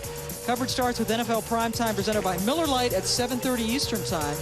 For more information, log on to ESPN.com. And the Packers are red hot, started off 1-4. They've won 4 in a row, including beating the Vikings in a big game last week, and boy, you can never count Brett Favre and company out. I know you didn't like to see that victory since you're a Minnesota fan, but the Packers have cowboyed up as of late. Bring that up. The Vikings have Vikinged up, which means they're going down in a hurry. Hey, Dave Rayner is coming in. His career long is 53 yards. He's done that a couple of times. This one's a chippy, only 52. Let's see what Rayner can do. Boy, the wind is pretty light. Should not be much of a factor as Rayner tries to give Michigan State the lead at the half. Call another timeout if you're Penn State. Ice them even more. Penn State has blocked 5 field goals this season. And Rayner knocks that one through. Dave Rayner with room to spare on the last play of the first half. What a boot. 52 yards. He is now 8 for 17 in his career from over 50 yards. Nice shot in the arm for Michigan State as they head into the dressing room with a 6-3 lead over Penn State. Let's go down now to Dave Ryan. Joe, impressive defense against the Wisconsin team of last week. Wisconsin, Michigan State, 430 yards. How did your defense shut down Michigan State here? We're doing all right. We're playing solid football. We're wasting opportunities. We got to do better. We drop passes that'll be 1st down. We missed a couple guys who were open, wide open. We can't beat a team as good as Michigan State that way. We got to play better. I think we're doing a good job defense. We're disappointed we let that guy hit that ball down the middle. I don't know where our linebackers are, but we're in there. We're playing hard. We'll see what happens. Joe, the emotions for you. Just 1 half to go in your season. What's that like for you? For my season? Yeah, in this season for Penn State. For the seniors, it's a big thing. Oh, what time? Hey, we got a game. That's all I'm thinking about. We're in a game. All right, thank you, Rhino. You hear Joe Pa cheers as he goes off. Michigan State with a 6-3 lead at the half. Let's go to Matt Weiner and special guest Rod Gilmore for the Pontiac High Performance Halftime Report. Matt. Hi, Pat. Thanks very much. The irrepressible Joe Paterno as we welcome you into the Pontiac High Performance Halftime Report. Happy to have Rod Gilmore along with us once again, and no question about Joe Pa's passion when it comes to game day. Oh, none whatsoever. I think he'd be better off retiring now. He has a chance to make his decision, maybe put his plan in place. But as we were talking about earlier, he may lose that as time goes on. As time goes on, his team struggling offensively again, but the defense, again, getting it done against a team that put 49 on the nation's top scoring defense last week. Michigan State doing that to Wisconsin. Game of the day in the Big Ten, the 101st meeting between Ohio State and Michigan. The Wolverines trying to secure their second straight outright Big Ten. No, I'd just keep running Kevin Garner. You know, obviously, this offensive line is starting to get pushed around a little bit, but you know, that's something they need to change. Thrown over the wrong shoulder, and that is Dominic DeSico with the interception. He's running it back inside the 10 down to the 6, and DeSico with another terrific play. Turned in by the TJ defense, and really an ill-advised pass thrown over the wrong shoulder of the intended receiver, which was Justin Moore. Yeah, I thought it was an ill-advised call too. You know, you're taking that risk of dropping back into the end zone for one, but then Ryder throws a pass to Moore. He throws it over the wrong shoulder. You know, Moore had the inside lane, so you want to throw it inside and give him a chance to break one. And then Dom DeSico, he shows that ability when he catches that ball. He doesn't have outstanding speed, but he has this great wiggle and these instincts where, you know, he makes people miss, and, you know, it's tough. Now TJ has another scoring chance. After the DeSico interception, last time they scored a touchdown, rolled out and throw, touchdown to the big tight end, and that is Meyer once again, and Meyer with the touchdown, and it's now 20-0. Thomas Jefferson starting to really pull away, Kevin. Yeah, another pass to Curtis Meyer, who's wide open in the end zone. You know, this time Brad Dawson takes his time, gets great protection, a little bit of a rollout pass there, but you know, Thomas Jefferson is now taking full advantage of this situation. You see the play action fake there. Dawson throws the ball. Meyer, nobody even 10 yards within him, and you know, Evan Brown's going to make this 20. Well, no, off the upright. I spoke too soon. You jinxed him. It's now 20-0. It's going to stay 20-0 because Brown did miss the extra point. But what can you say about Dom DeSico? He intercepts one at the start of the third quarter, and they go down and score. Then he intercepts another one, and they score in the immediate next play. And so the hero tonight so far has got to be Dom DeSico for this Thomas Jefferson Jaguar squad. Well, that would be 2 games in a row. And Dom DeSico is one of those guys. Here's a sophomore you're putting in pivotal positions on the field. You know, first he was playing safety, which basically makes him the quarterback of the defense. Then you put him at corner and say, we're going to have you defend their best receiver, Justin Moore. And he comes up with a couple big plays here. But DeSico, he's the quarterback of the future for the Jaguars. He'll be the guy taking over the under center next year after Dawson graduates. So DeSico's just made big play after big play. And I think a lot of this has to do with having been in some big games. You know, they played against Gateway, and they lost. They suffered a mid-season loss to a great Gateway team that's in the Whitfield Finals in the next game. But Dom DeSico had to go up against a guy like Justin King, and he got burned a few times and had some bad plays. And he asked his dad after the game, he said, "Hey, Dad, how'd you think I played?" And his dad said, "You lost." And he said, his dad, a little, you know, kind of afterward, his dad said, "You know, I don't know, maybe I was a little tough on him." And he said, "But that's the way they look at him. That's the way their family treats it." His dad was a good football player. Dom's a good football player in his own right and has a very bright future. But he's tough on himself, and his dad's tough on him. So, hey, you know, you didn't win that game, you lost. Well, Dom's doing everything he can in his power to make sure they win from now on. In fairness to Dom DeSico, though, you and I, Kevin, talked as they kick off here, the kickoff after the touchdown. Because he was a big sports fan and I wasn't. And then we meshed, and then from there we just took off. I just started buying into what he was telling me about everything and what I should do. And to this day, I trust him with everything he says. He makes it very easy because he's our hardest worker. And, you know, when you work extremely hard, you don't have to have any biased opinions there. So the kids respect him because, you know, when we're doing our conditioning or our weight training or anything, he works harder than anyone, and they respect that, and he leads by example. You know, he doesn't say much, and I'm probably a lot tougher on him than I am on all the other kids. I couldn't have chosen a better person for Justin. They get along well. Justin knows the expectancy. Terry does. It's probably a little hard on him because he has a higher level of expectancy, I believe, on him, just because that he is his stepfather and he spends so much time with him. So he expects him to, you know, pick it up, and he has to be that so it doesn't appear to be any favoritism, you know, and there really isn't.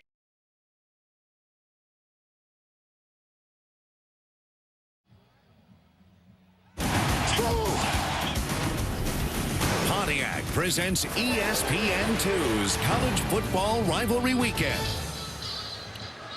And welcome back. Michigan State and Penn State, 3 field goals, 2 of them for Michigan State as they take the lead as we head into the 3rd quarter. We take a look at our ESPN2 game track. Joe Paterno, the spotlight has been shining brightly on him all week.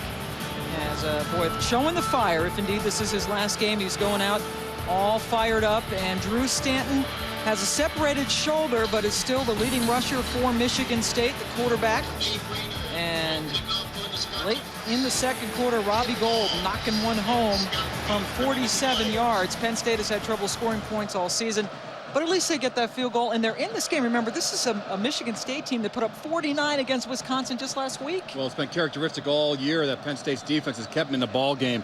They've had an interception in the end zone that helped out tremendously, but right now, it's a 30-minute game for both teams. Who's going to a bowl game and who's going to improve for next year? Penn State gets the football first, and he's bringing it out. Running the ball back to the 26-yard line is Rodney Kinlaw. Takes a chance and it pays off. Let's go down to Dave Ryan. All right, Penn, thanks a lot. I noticed from standing just beside the Penn State bench and watching Michael Robinson and Zach Mills interact at the end of the 1st half and in warm-ups to begin the 2nd half, they are confident, smiling to each other that maybe someone can, in fact, make a big play for head coach Joe Paterno and get this offense going, which has sputtered so much. On the other side, for John L. Smith, his very words were, we need a sense of urgency. We've got to score touchdowns. We cannot continue not to take advantage of mistakes. And I asked him, is your team intense enough? He said, hey, they're never intense enough for me. As Tony Hunt gets the carry on 1st down. Let's take a look at our Pontiac 1st half statistics, and you see the Spartans winning in the total yardage category. Both teams have one takeaway, an interception, and Drew Stanton throwing a very costly interception in the end zone. Well, that cost, Michigan State an opportunity to score either a field goal or a touchdown, but, Drew Stanton, 53 yards rushing, 89 yards passing. He's their leader today. And then remember that right throwing shoulder, was his shoulder separated in the Michigan game, that triple overtime loss 3 weeks ago. He did not play at all 2 weeks ago against Ohio State. Came off the bench to help beat Wisconsin last week. Zach Mills is in the quarterback running like a running back, and he is dragged down from the top of his shirt by Eric Smith. But Zach Mills, trying to go out in style, gets the 1st down. We saw this in the 1st quarter where Zach Mills has the help from the fullback. Jefferson isoing on the linebacker. Up inside, finds daylight to the sideline. But Zach Mills has had his punishments throughout his career, but he's had a lot of tremendous football games here in this stadium. 11 yards on that rush. He's got 29 so far in this game. He also threw an interception in the 1st half as he tried to launch a deep ball that Roderick Maples picked off. But that's a 1st and 10 now from the 38 for the Nittany Lions. Hunt, their leading receiver and runner this year, doesn't get much at all on that 1st down carry. It's interesting, Pam. I saw Tyrell Dortch, number 34, the former running back from Michigan State, attacking a running back, and he's filled his void there, switching sides of the field, and he's starting to come into his own, but he ran right past Hunt, the running back. You would think a former running back would know exactly where that running back's going, but those guys are so versatile. Dortch actually was 2nd on the team in rushing last year with 279 yards and is one of 2 players along with Jaron Hayes to switch over to the defensive side of the ball this season. 2nd and 8, Nittany Lions. Mill's going to go up and complete it to his fullback. Jefferson already has 1 catch today, and he leans forward for about a 4-yard gain. It's interesting, we talk about Paul Jefferson. Most fullback routes are that exact route right there. Just a 2 or 3 yard flat route. They don't ask him to go up the field that much. So their radius is only looking at 3 or 4 yards of covering the field, but their run of their work is done between the tackles up on linebackers. Mr. Jefferson has had a fine career. And he's even got a pretty nose. Most fullbacks have those crooked noses. He also has a degree already, does Paul Jefferson. Only 4 carries this season. He has 2 catches already today. Mills getting away and getting out of trouble, getting away from Michael Bazemore and running for yet another 1st down. Greg Cooper makes a stop, but that's 7 more yards for number 7. Again, Zach Mills very instinctive, a lot like Drew Stanton, the quarterback of Michigan State. When he sees something down the field, he'll take a gap. The fake counter zone, designed bootleg out to the perimeter. No one's open. Your progression there, Pam, is go ahead, vertical to short to run. And he went through all 3 progressions. With his hand on his head, you saw there briefly, that's the offensive coordinator, Galen Hall, in his 1st year as the offensive coordinator at Penn State, played quarterback here many years ago. Against the grain, that ball is completed. For another first down, ball is loose, but they're going to say that he was down. Matt Hahn, the true freshman fullback, spelling Jefferson and picking up that first down. They could have had a bigger play than that, Pam. This could have went to the end zone. But number 59, Charles Rush, does a terrible job trying to take out David Horan. But defender number 41, David tried to strip it out. That's a replay officials looking at it. They do have an opportunity to stop play, but will not because the snap comes. And Zach Mills continuing to do the lion's share of the rushing today, picks up 7 more yards. Dortch makes another stop. You know, it's been 4 carries for Zach Mills coming out of the locker room, and talk about adjustments inside there. Galen Hall probably said, you know what, we need to get number 7 up and inside the pocket more on design run plays. Looks like Penn State's taking that approach here early in the second half. And in his career, Zach Mills certainly has been beaten up. Again, he had a concussion earlier this year in that 6-4 loss to Iowa. In his career, he separated his shoulder, has had his knee hurt, his tendonitis that continues to bother him. But one tough kid, and Joe Paterno has staunchly defended him as Hunt breaks free and bowls forward for about a 5-yard gain, maybe more than that. Joe Paterno has said that all the criticism, because, you know, Zach Mills has been booed by the Penn State fans, especially this season, but he says that's unfair. The kid doesn't have any weapons to go to. As you take a look at the synopsis of just some of the injuries that have occurred to Mills in his career. Yeah, we talk about, you know, one thing that people point to is his slide the last couple of years, but we talked throughout this whole broadcast, Pam, he really hasn't had much of a supporting cast to go along with him. Picked up a first down. And now Mills again. Right up the middle. Stopped down at the 20. Clifton Ryan among those making the stop. And you also see in there now number 96, D'Amato Pecco, who is very conspicuous. Pecco is a native of Pago Pago, an American Samoan. He's got a little bit of hair coming out of his helmet. Yeah, I saw him earlier in the year, and, you know, I was hoping he'd get a haircut, but that's a trend right now. You see a lot of players in the NFL with the dreadlocks and even and college. He's Samoan. That's part of his culture as well, and easy to spot. Yeah, I don't know how to deal with that because my hair was never that long. And no, I don't think it could get that long. No. Mills zipping it up top, completing it to Martin Rubin, who gets away. And Rubin stretches for the end zone, but he's pushed out of bounds by Eric Smith. Rubin picking up 18 yards, first and goal, Penn State.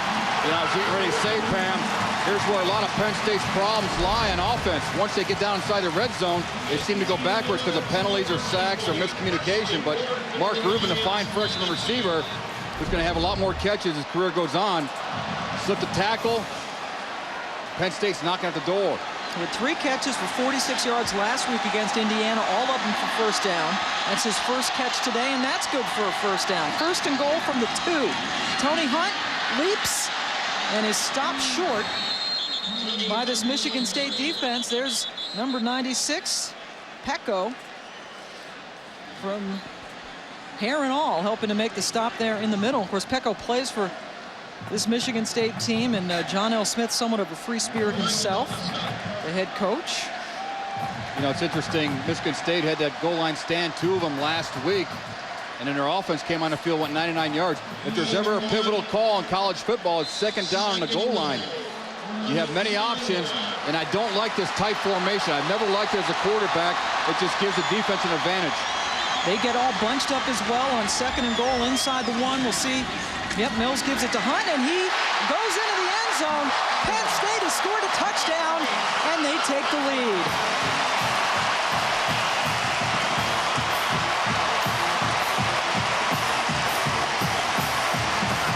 Well, the whole team's been waiting for this all year long.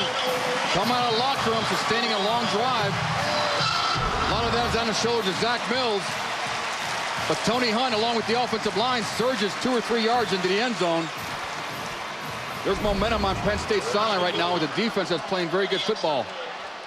And that was a nice drive as they go 75 yards on 12 plays. Gold punches home the extra point. And Penn State has taken a 10-6 lead on the Spartans. Joe Paterno's club trying to go out with the win on this frustrating 2004 season, but that was a great drive. And the Lions have a lead for Joe Pa.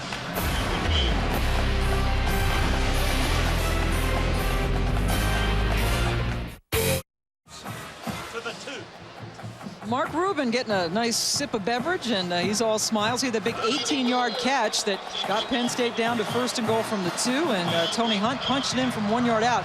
But Zach Mills got 60 of the yards himself on that drive, 27 on the ground, 33 more through the air, and that was one impressive drive for this Penn State offense that has not had many impressive drives this season. DeAndre Cobb decides to sit down in the end zone, and Michigan State takes over from the 20. Let's go down to Dave Ryan. Well, Pam, what was it John L. Smith told me at halftime? His team was not playing with nearly enough emotion, nearly enough of a sense of urgency in this huge game for Michigan State. A moment ago, Steve Stripling, the defensive line coach, Clifton Ryan, starting defensive star for Michigan State, up and down the starters for the Michigan State Spartans. These guys are not nearly as good as us. There's no way we should allow them to drive all those yards for a touchdown. It's unacceptable. It can't happen again. So Michigan State playing for their bowl lives, have to win today, and again in Hawaii in a couple of weeks to get into a bowl. Need the 7 wins because of the 12 games on their schedule. Jason Teague goes down in a heap. He loses 3 yards. Dan Connor again, the true freshman. His 7th tackle already, and really this defense, Mike, has been just a huge bright spot for Penn State. As miserable as the offense has been this year, the defense has been conversely that much better. Well, they've been very complimentary of one another. Tamba Hali, number 91, did a nice job against Poole, the right tackle, and allowed Dan Connor to close to the ball carrier. Very complimentary on defense. Connor Harkening back to the glory days of Penn State linebackers. That one is thrown right into the hands of Tamba Hali. The interception sets up Penn State again. Well, I just got the words out of my mouth. Tamba Hali, just a very athletic defensive end. The right tackle, Poole, number 79, is told to punch and cut. There's nobody out there. They had to try to get a split-in screen, but Tamba Hali, film study, Pam, sniffed that out, expected it, and when you win on 1st down, it allows you on 2nd down to take advantage and aggressive approach. Hali coming up with his first interception, and that sets up Penn State 1st and goal from the 8. Drew Stanton has thrown a couple of interceptions today, and that one was brutal. Well, that was brutal.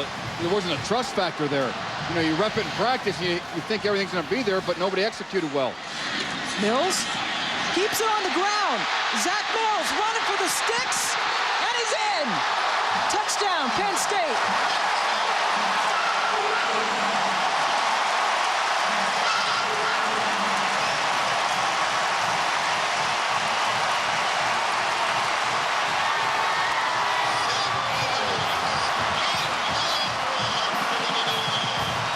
Wham, bam, Pam. Wow. I tell you, Beaver Stadium sounds and feels like it did in the glory days here. Penn State with a great defensive showing, and John L. Smith seeing Drew Stanton's 2nd interception lead 1 play later to another touchdown.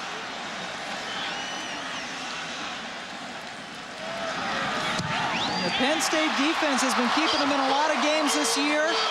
They've scored 14 points in the last 51 seconds. A flag is down on that extra point.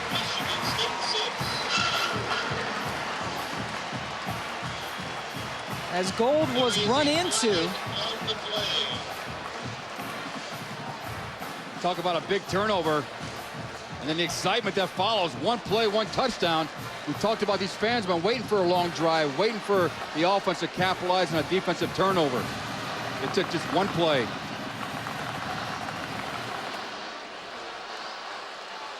I know Drew Stanton stunned a little bit. One thing happens when you throw an interception, you better make the tackle. And if they run it back for a touchdown, this is basically like running it back for a touchdown. He has to come out in about 30 seconds.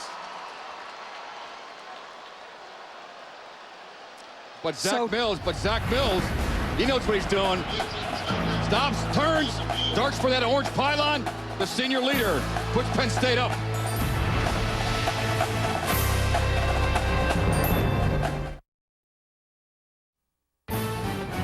ESPN2's College Football Saturday, brought to you by Bear Aspirin.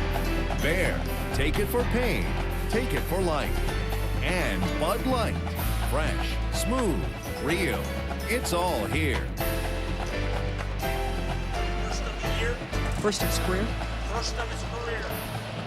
Welcome back to Penn State, and boy, Zach Mills has his team up now. Penn State scoring that touchdown after Tamba Hali's first career interception. Helps set it up. DeAndre Cobb, this time will take it out from a couple of yards deep. And Cobb, who took one to the house against Notre Dame, stopped short of the 20. Let's go back to Matt Weiner. All right, Pam. Michigan and Ohio State. The Buckeyes take it 99 yards. Troy Smith finishes it off, and the Buckeyes tie it up at 14. 99-yard drive for the Buckeyes, who are trying to ruin Michigan's hopes of getting to a Rose Bowl. Michigan right now in the driver's seat. They win today. They are the Big Ten champions, but as usual, there's that team from Columbus trying to ruin their season. Let's see how Stanton responds from that bad interception. Happy feet, and he does escape for a couple of yards on first down. We join you from Beaver Stadium. The final game for Penn State in this season has turned into a good one. They scored 14 points in 51 seconds, helped out by a huge turnover. Tamba Hali intercepting his first career pass off through Stanton. That set up a Zach Mills touchdown run. And boy, these Penn State fans haven't had much reason to celebrate really over the last 2 years, Mike. Exactly, Pam. But one thing I like about Penn State's defense, the 2 turnovers that they created has nullified this Michigan State offense and almost paralyzed them. This Michigan State offense, as Stanton almost dropped it, just drilled Wisconsin last week, and that one is short-hopped to Jason Randall, incomplete. And that's what happens when you're not focused on the snap. Your eyes go downfield because you're bobbling the snap. You don't pay attention to the fundamental things. Looks like Drew Stanton came over his sideline. He can't breathe or something. Remember, he has been playing with a shoulder that was separated. He can't focus. I think he got hit in that scramble run he had on the first down play. Damon Dowdell has started some games, as has their third-string quarterback Stephen Reeves. Started 2 games for John L. Smith this year, but Stanton really has been the guy that is, he has it, they say, just the kind of guy who's confident and has taken his team to another notch. Well, let's take a look at that last play. I don't think there's any problem right there, but after you throw the football, when you have a shoulder separation, things don't feel right. He looks either woozy or confused. He can't breathe, can't catch his breath, it seems like. That's a scary situation.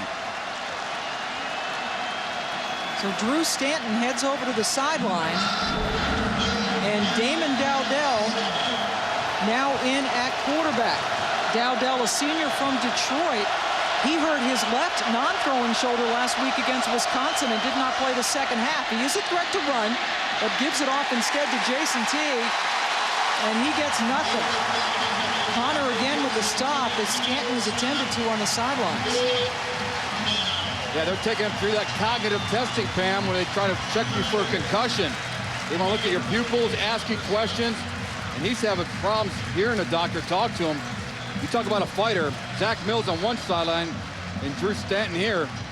I don't know what happened here. It might be a culmination of hits throughout the course of the game. We're going to take a look at a play before the last one in which he came out. Maybe he got dinged up there as Brandon Fields is in for his third punt. Oh, they almost get it.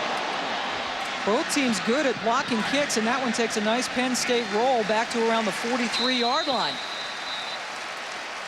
Let's take a look now at what might have been the cause of Stanton's leaving the game. Yeah, he might have hit a knee there, but Drew Stanton going through the testing. He'll be back. We'll give you an update. 32-yard. Drew Stanton continues to be attended to on the sidelines, and I think we know what happened now, Michael. Exactly, and it's the blow to the head. Watch Tamba Hali, number 91, watch his left knee. Left knee right to the right temple. That'll cause a lot of dingers, a lot of spinning. He might need a Snickers.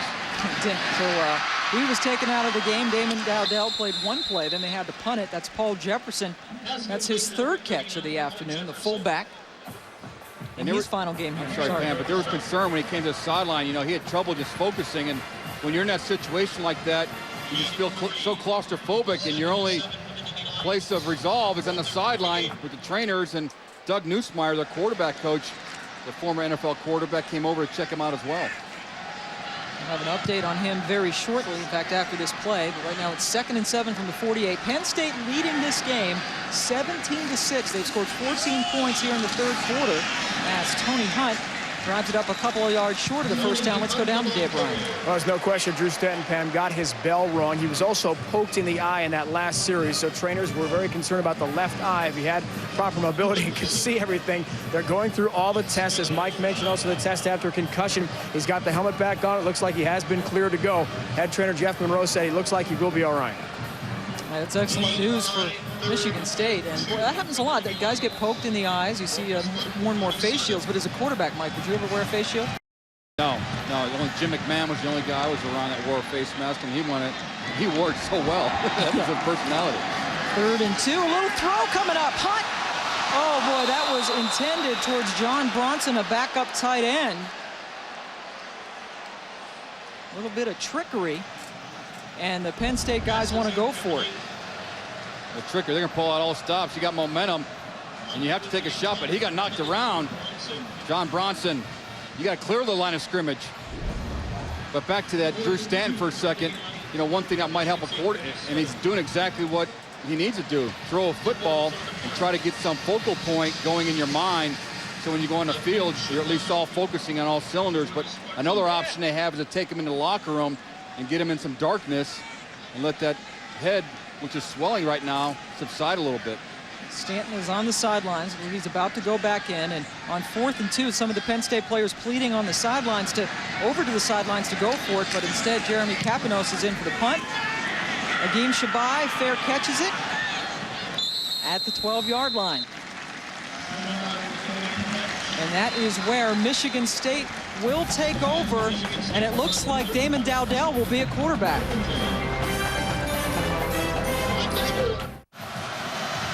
Damon Dowdell is indeed back at quarterback as Michigan State takes over from the 12-yard line, trailing Penn State 17-6, and a must-win for the Spartans. Have to win to keep their hopes of going to a bowl alive.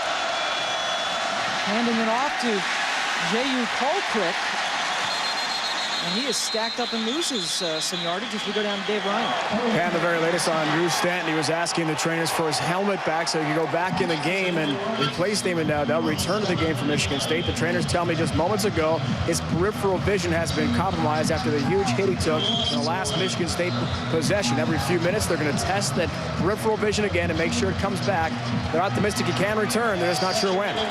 Hey, Rhino, tell him to go in the locker room, turn the lights out, and get in a real dark environment. That helps, speaking from experience, but the game has changed a lot, and sometimes you need your helmet when you're playing out there. Dowdell out of the shotgun completes it to Jason Teague, maybe about 6 yards short of the first down. And that shows you right there, guys, the competitiveness of Drew Stanton. He's literally going after his hat. They're not giving him his helmet back. He's pleading to get his helmet back so he can go back onto the field. And John L. Smith told us about how tough he is, and one thing they talked to him about was to know when to go down. Get your 10 yards and slide. You don't have to take a hit every time. And he's just one tough kid, wants to go back out there. Yeah, and he did go down, try to go down. He got kneed in the back of the head, but he's trying to measure up his helmet to see if somebody else has the same size so he can put it on and still go in the game. 3rd and 5. Dowdell right into the hands of Paul Posluszny. The 3rd interception of the day for Penn State. They are all over this Spartan offense.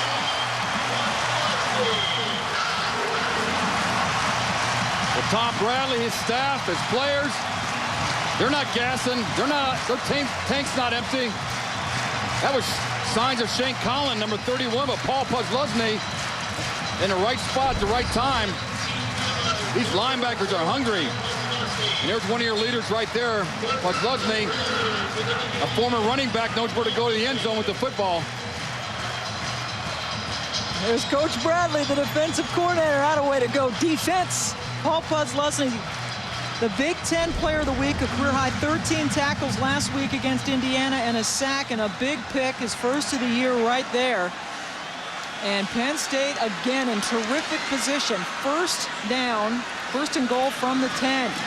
Mills, the senior, takes it in.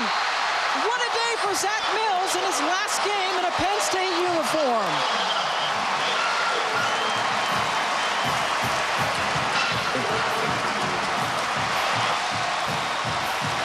I think we saw a shot of Joe Paterno and Zach Mills late in the first quarter. But this right here, you couldn't draw it up any better. They got 8 guys in the box. You trap one and slip into the end zone. 2 turnovers in succession, 2 one-play drives. That's what Joe Paterno's been searching for all year. 2 rushing touchdowns for Mills today. As Mike mentioned, he did it after the other interception. He's got 64 yards on the ground, a couple of touchdowns, an 8-yard touchdown run, that one from 10. And Gold puts through the 24th point of the game. Penn State has taken a huge lead thanks to a big third quarter helped along by interceptions. You can't do this when you're a backup quarterback. You know, got a second down situation. You can't even find a linebacker. Just check it down. An incompletion is not going to hurt you. And when you make a mistake, that'll hurt you. And Penn State will just punish you more when you keep on turning the football over. He's 24 points, the most that Penn State has scored against a Big Ten team this season. E.Z. Smith, the center, with a huge block up the middle, getting rid of David Herron and, boy, Joe Paterno's team. This is an offensive explosion. Of course, the defense is helping along, but again, they scored 22 points last week in the win against Indiana. Before that, the most points they had scored against a Big Ten team was 13 in a 20-13 loss to Purdue. They've scored 21 points in 5 minutes and 40 seconds. Michael, they've scored 20 points in the fourth quarter all year, and they just here get 21 points in the last 5:40. There's a new era being unleashed today. The offense is back in Penn State's sideline. But, you know, talking to John L. Smith early in the week, he talked about him being scared of this team. This team scares him. And on the sideline before the game, I was down there. Coaches were very confident. Players were confident.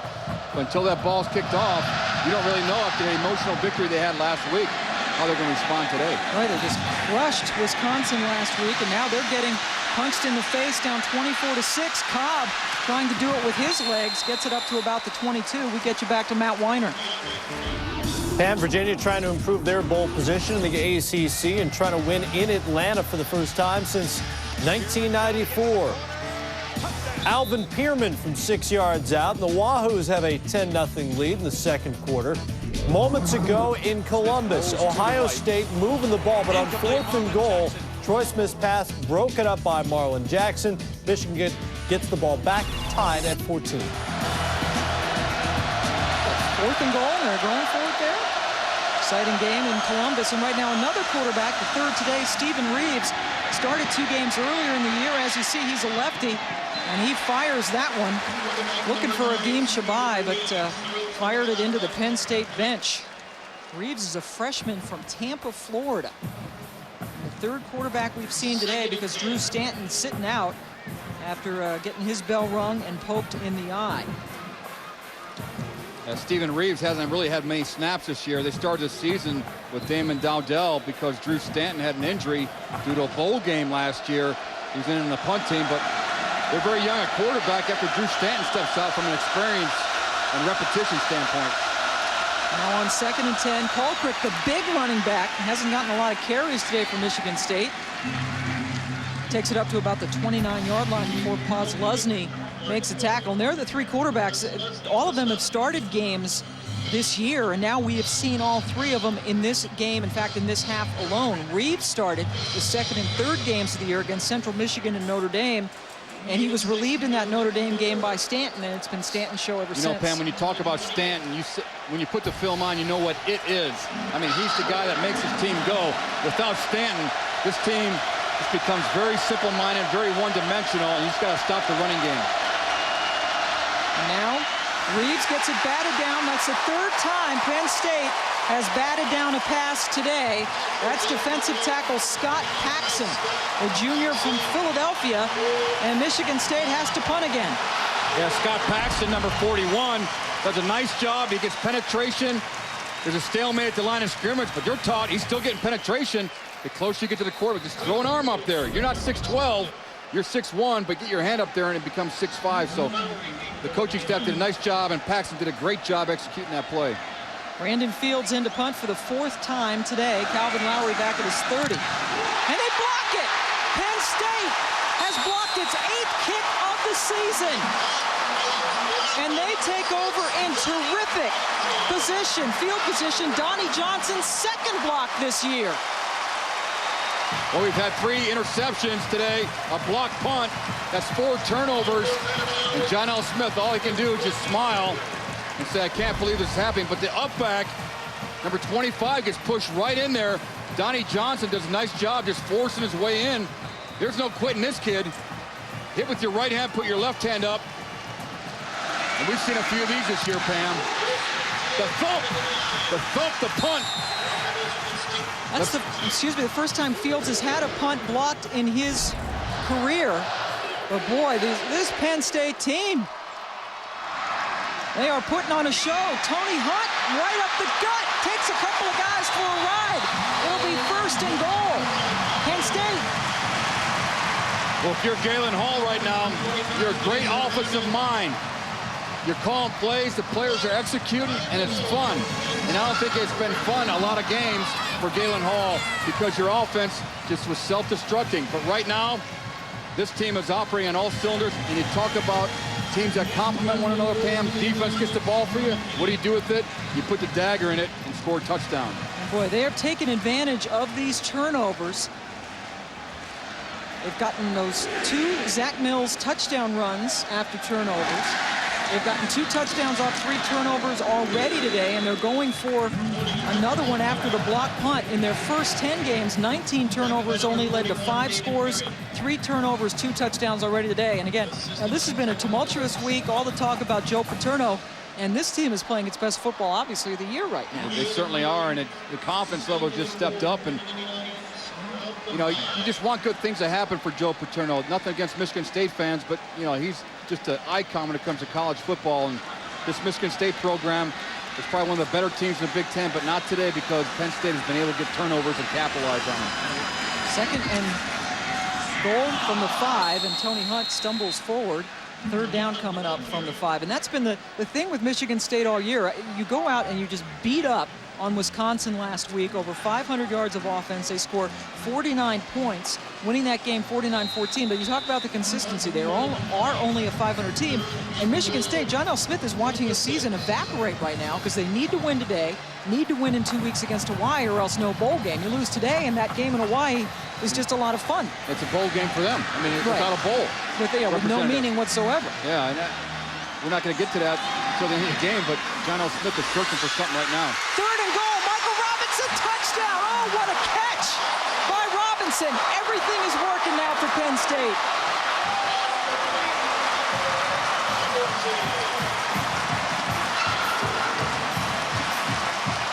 Whatever refreshment they had at halftime, it's gotten in their bloodstream pretty quickly, and they've exploded.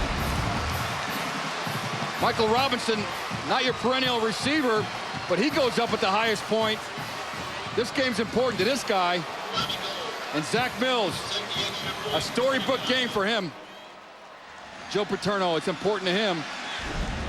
But the game of football, you have to respect it, and it has to be important to you, and you go out there and execute for your teammates and yourself. 31 points for Penn State, the most they've scored since the 3rd week of the season when they scored 37 against Central Florida. And Zach Mills with that touchdown pass, 41 for his career, tying the all-time record at Penn State. You know, Zach Mills is just looking for that guy where you can just throw the football up and he can go up and get it. That's one of those times where he was successful this year, and why not give praise to a higher position? Those gray skies are settled in over here, but it's a beautiful blue sky day. It's like being in Hawaii right now. I'm sure for these Penn State guys. Can you believe it? 31-6. They are beaten up on this Michigan State team. Rivalry weekend presented by Pontiac continues tonight at 7 Eastern on ESPN2. Unbeaten Utah tries to stay that way, run the table as they take on BYU. 7:45 Eastern on ESPN. Ron Zook coaching his last regular season game for Florida as they visit Florida State. College football Saturday primetime, part of Rivalry Weekend presented by Pontiac on ESPN and ESPN2, excuse me. You can get the Florida State tilt on ESPN HD. For more information, you can always log on to ESPN.com. Tell you what Michigan State needs right now, Pam. They need a 102-yard kickoff return for a touchdown to pump some life back into that sideline. Here's a team that had a tremendous victory last week against Wisconsin, like we documented, but they are so flat right now. They're in shock. 28 points, 4 touchdowns in the last 8 minutes and 37 seconds. They better bottle some of that for next year. This is unbelievable. Michigan State going to take it over at the 20. Let's go back to Matt Weiner for some NBA news. Matt. Pam, a quick response from Commissioner David Stern of the NBA in response to last night's fight between the Pacers and Pistons that spilled over into the stands. The commissioner has suspended Ben Wallace, Ron Artest, Steven Jackson, and Jermaine O'Neal, all-star type names, for their roles in the melee. Of course, the game was called last night in the fourth quarter with the Pacers leading. They got the victory, but suspensions there. The commissioner calling it, quote, shocking, repulsive, and inexcusable. We'll have more as the day progresses. Thank you, Matt. Steven Reeves continues at quarterback, and that one is almost intercepted. Jay Alford has knocked down 3 passes now today, and for those of you who saw that NBA, that is the worst thing I've ever seen, and I'm sure that anybody, we hope that's the worst thing you've ever seen. That horrible fight that broke out that went into the stands. Fans certainly just as culpable, if not more so, than the players. That was an ugly scene last night in Auburn Hills. I hope they never showed on TV for the youth of America. That's not what sports is all about. Well, you're going to see it for a long time. I know. 17 seconds left to go in this incredible third quarter. The highest scoring quarter of the season for Penn State, 28 points. Reeves. Oh, he throws another pick. This one is taken away by Calvin Lowry. Tom Bradley, the defensive coordinator, nothing but high fives and hugs. 4 picks for his defense today. As I mentioned to you, Pam, they're a one-dimensional offense when you take away the running game. These quarterbacks don't have the experience. This is a forced pass. It's unfortunate for Steven Reeves. But even Joe Paterno, who probably was a cheerleader back in the day at Brown University. And Tom Bradley, boy, we had a nice visit with him yesterday. What a great, I mean, this guy can spin a tail like anybody, and he is having a great time. His defense, he told us they're gassed, they're running on fumes. But, boy, those are some kind of fumes. 4 picks for him today, 8 seconds left to go in the third quarter. Austin Scott gets it, and the fans kind of quiet. Say, oh, we have the ball back? They want to see defense. I'm going to take a breather here, Pam. This has been pretty emotional. Penn State, 4 interceptions today. What a way to end the season for Joe Paterno.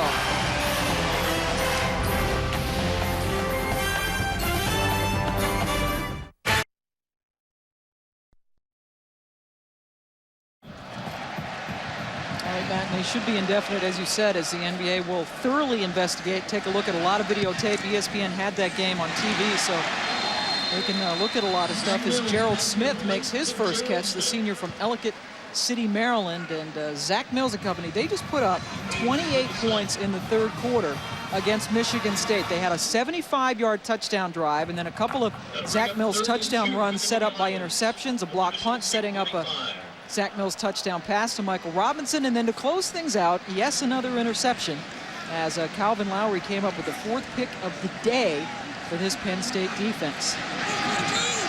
Wow. 3rd and 2 now for the Lions. Mills pitches it to Scott, and Austin runs for a first down and a heck of a lot more as he is nudged out of bounds around the 23-yard line by Tyrell Dortch. And the enthusiasm is infectious. Penn State winning last week at Indiana, 22-18, trying to win their 2nd straight game for the first time in 2 years. They had a 4-game winning streak in November of '02. Remember, they went to a bowl game that year. Michigan State, this is a disturbing pattern. Since 1997, they have not beaten anybody the week after they beat a top 10 team. And keep in mind, this is only John L. Smith's second year at Michigan State, so those other 5 years don't count for him and his program. Yeah, Saban was there, and then, of course, Bobby Williams, Zach Mills, running away from trouble. Zach Mills on first down. They mark him for another first down. A great day for Mills, 11 yards. This is Penn State's final game of the 2004 season at Beaver Stadium. Michigan State needed to win today to keep their bowl hopes alive, but they are being buried 31-6. Turnovers are killing them. 4 interceptions. Zach Mills has been wonderful through the air and also on the ground in his final game in the Penn State uniform. And leading up to this game, all you heard nationally, the national media was all over it, was this Joe Paterno's final game? Is this his final season? He admitted he finally has an exit strategy. And with a game like this, he said he wanted carryover into next year, and he's certainly going to get it. Well, he can have a meeting soon, I'm sure, with the administration to talk about the future. And they're going to sit down and probably pull up an ottoman for his feet. But Zach Mills, people, he came out to play his senior game, his final senior game here at Penn State University, and just has done everything well. People have blocked well, people have risen up and taken it. Even Michael Robinson has stepped up and caught a ball for him, but 75 yards of rushing and multiple 2 TDs. He is now the Zach Attack here at State College. He leads his team in rushing today, 75 yards on 13 carries, a couple of touchdowns. He's also got 105 yards through the air, touchdown pass. Also an interception as he tried to strike long early on in the game. Here's Mills again. Zach Mills continues to run, and he picks up 3 more yards. Brandon McKinney making the stop. I've had an opportunity to watch him for 4 years, Pam, actually 5 years because he redshirted, but you know, when they would play Ohio State or other teams in the Big Ten, I'd either be there in person or watch on TV, but very slippery, very elusive in the running game, and he's a gamer. When he gets on a roll, he's a streaky quarterback. When he gets on a roll, he's extremely good, and when he gets streaky, he gets extremely poor at times, but he doesn't have the supporting cast. And right now, I don't think Zach Mills needed much of a supporting cast today because he played this game on all emotion, guts, and he's glorified right now with his performance today. He is his own supporting cast today. Might as well take it in my hands, right? That's Austin Scott. He is dropped for about a 1-yard loss. Let's take a look at our Pontiac rivalry weekend flashback. Let's go back to November 24th of 2001, and here is Zach Mills down 17 to Michigan State. He comes in and leads a great comeback. R.J. Luke, Eric McCoo going to get into the scoring act. They're down 17, score 28 unanswered points. Zach Mills leads a comeback, 42-37 win. And that was in 2001. 2002, of course, the halcyon days really for him as they went to a bowl game that year, the only winning season. 27-yard field goal for Robbie Gould is hit from 47 today. And the Penn State offensive machine continues. So the interception leading to 3 more points, 34-6. Zach Mills and company are rolling over Michigan State.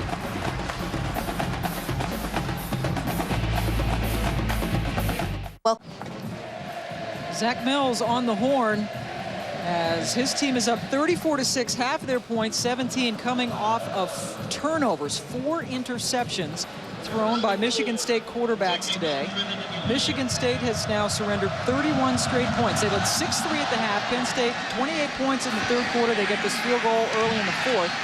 DeAndre Cobb doing his best to get Michigan State back into the game, and Cobb breaks away.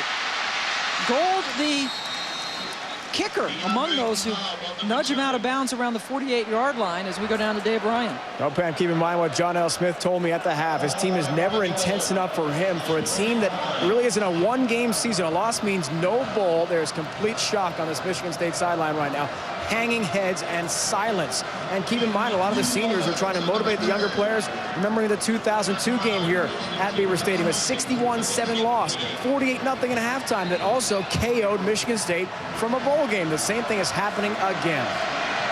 As they are just getting rolled over, Rhino, and again, they're playing with their third-string quarterback, Stephen Reeves, Drew Stanton has been knocked out of the game, and that pass is thrown very high towards Terry Love, the freshman receiver. You know, a lot could be learned, though, when you face adverse situation for a young team like John L. Smith has, though, Pam. There is silver lining. You know, these interceptions here, as we see, you know, that have taken place throughout the day, there were ill-advised throws things that you can't control as a quarterback. And I think he's got to enforce that to the team, let them know that we're not as bad as we performed today. 4 bad passes caused us to be bad. Reeves is 0 for 3 with an interception himself. Dowdell has thrown 1. Stanton threw 2. And he's still looking for his first completion as we go back to Matt Wyman. Hi, Pam. After a slow start, Oklahoma 28-0 lead as they're cruising. Ohio State at home, now leading it as they head to halftime at 17-14 in Columbus. That one heading towards halftime. Pam, you don't mind me peeking over your shoulder and trying to find that score of that Ohio State game, do you? Fairly big. We have a personal foul against Penn State. A late hit on Stephen Reeves. Matthew Rice, number 55, called for that late hit as Coach Bradley, I think he disagreed with that call. But that's the best game for Michigan State in a long time, picking up 15 yards on that penalty. 1st and 10 from the 33. Running back Colquitt gets it, picks up about 4 yards on 1st down. As we revisit some of our storylines, our Seiko storyline right now, Drew Stanton has thrown a couple of interceptions and been knocked out of the game because he got kneed in the head by Tamba Hali. Zach Mills has been terrific in his final game in a Penn State uniform. It was all Penn State in the 3rd quarter, 28-0 they outscore him. And Michigan State got to win today and in Hawaii. Well, they got to win today. If they don't win today, the Hawaii game means nothing. It means nice weather and disappointment. A lot of sulking. We could have done this, could have done that. Jason Teague stopped about a yard short of the 1st down. In fact, that personal foul against Matthew Rice gave Michigan State its first down of the 2nd half. They had none. They, of course, didn't have the ball that much in the 3rd quarter because they kept throwing interceptions. Their biggest play, you know, was late in the 2nd quarter, right before they kicked that field goal before halftime. That long completion that happened to Kyle Brown. But, you know, they've had all 3 quarterbacks play today. 1 to injury and 2 to performance. 3rd and 1. Teague does get the real first down, the 2nd first down of the half. Boy, nice effort by Jason Teague. Takes it down close to the 10-yard line before Calvin Lowry makes the stop. 15 yards for Teague on that carry. A lot could be learned about a situation like this for Michigan State. We talked about the 4 controllable things. The interceptions that they did create was all self-induced. Now the coaches are looking for who's going to continue to fight as this team moves forward. I think John L. Smith knows he's got to lay the groundwork now for next year and beyond. First down from just outside the 10. Reeves in the end zone. And that falls incomplete. Jeremy Scott, number 32, the closest Spartan to that football. You know, it's interesting, Pam. You get a left-handed quarterback and you fake a counter to the left side and boot to the right. It puts a quarterback in a tough position because he's not used. He's not real natural when he rolls to his opposite hand. But, you know, that call is probably made because it's designed, because we got the left guard pulling. He knows what he's doing a lot more than the right guard. But if you have a left-handed quarterback like we have in the game today, you might as well utilize all their abilities and roll out and play action to the left. Because most teams are so right-handed dominant in this league, it's amazing. Now 2nd and 10. Flag is down before that play really gets started. Some movement on the offensive line. False start. 71 offense. 5 yards penalty remains. 2nd down. You know, Penn State hasn't had the luxury of having a lead like this throughout the whole season. And what happens when you're in a situation like that, everyone becomes an offensive coordinator. Hey, Joe, what about this? Or, hey, Galen, how about this player? Hey, Jay, I'm open. You know, everyone's open because everyone wants to share a piece of the pie and the success they're having because it is their last game. Gordon Nabilski called for the false start, so now 2nd and 15.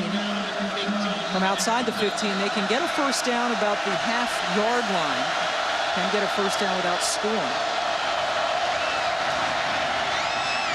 Reeves bouncing around on his toes and then dives down to the 10. Let's go now to Matt Weiner, an update on that big Michigan-Ohio State game, Matt. Yeah, Pam, the Buckeyes have been able to move the ball on Michigan. And just before halftime, Mike Nugent from 42 yards counted. Nugent now 6 points shy of the school's all-time scoring lead. And Ohio State has a 6-point halftime lead. Ohio State trying to ruin Michigan's season. And Michigan wins, they go to the Rose Bowl. But if Michigan loses today and Wisconsin beats Iowa, then you got Wisconsin going to the Rose Bowl, because they have not been to the Rose Bowl since '99. Michigan went last year, so they would win the tiebreak. So a lot of scenarios going on right now. Tamba Hali has been shaken up.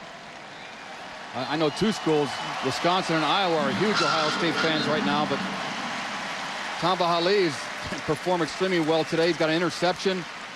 He's been very stout on the run defense. But Pam, you don't mind if I peek every once in a while at your ticker to see what Ohio State's doing, do you? I know you're looking at those. I know Spielman wouldn't do it because he's so focused on the game, but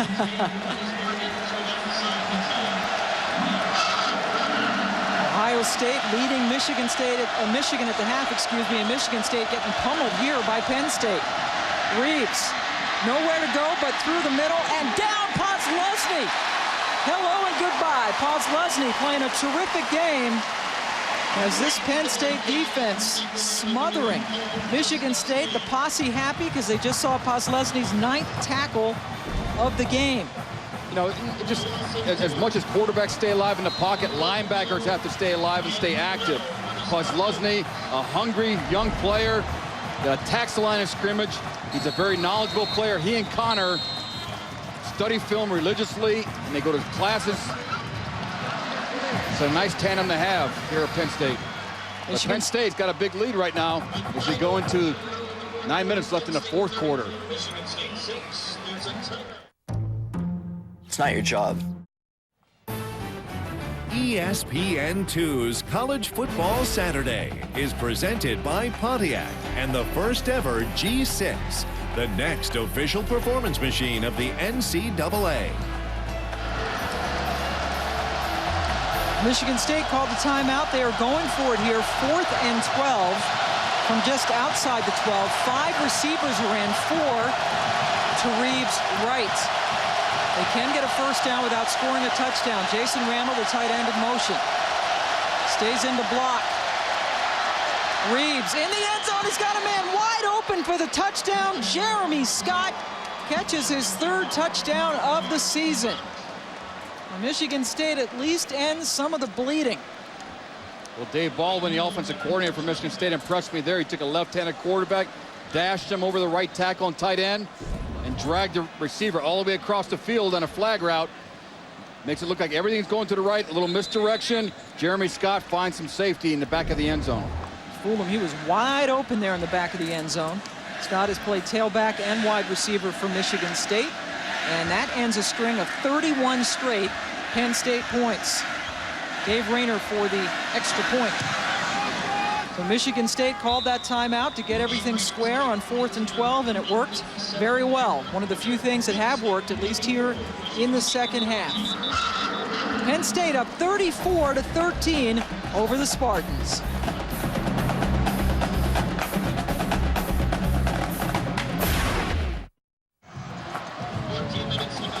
Penn State fans and mascots have plenty to celebrate, leading 34-13 over Michigan State, helped by a 28-point third quarter. And Joe Paterno under a lot of heat, especially in the last week. Many questions about his future here at Penn State, and nothing but a feel-good story as they close out their 2004 season.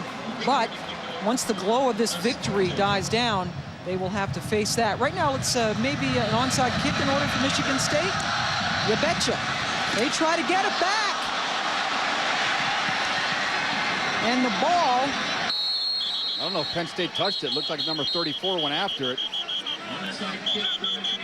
Big pile up at the 28.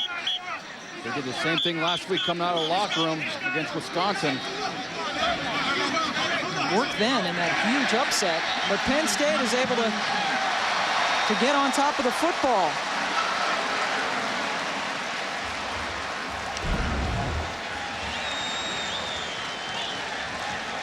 No surprise onside.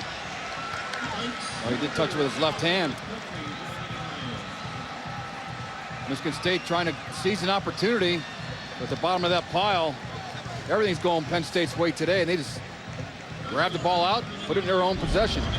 That was number 34, Matt Hahn, as you see the little, it's not, I don't know if that's a smile or a grimace from John L. Smith. The intention was good. It did hit Hahn, so Michigan State unable, however, to fall on it. You know, it's amazing, Pam, as they kicked that ball off in the 35-yard line.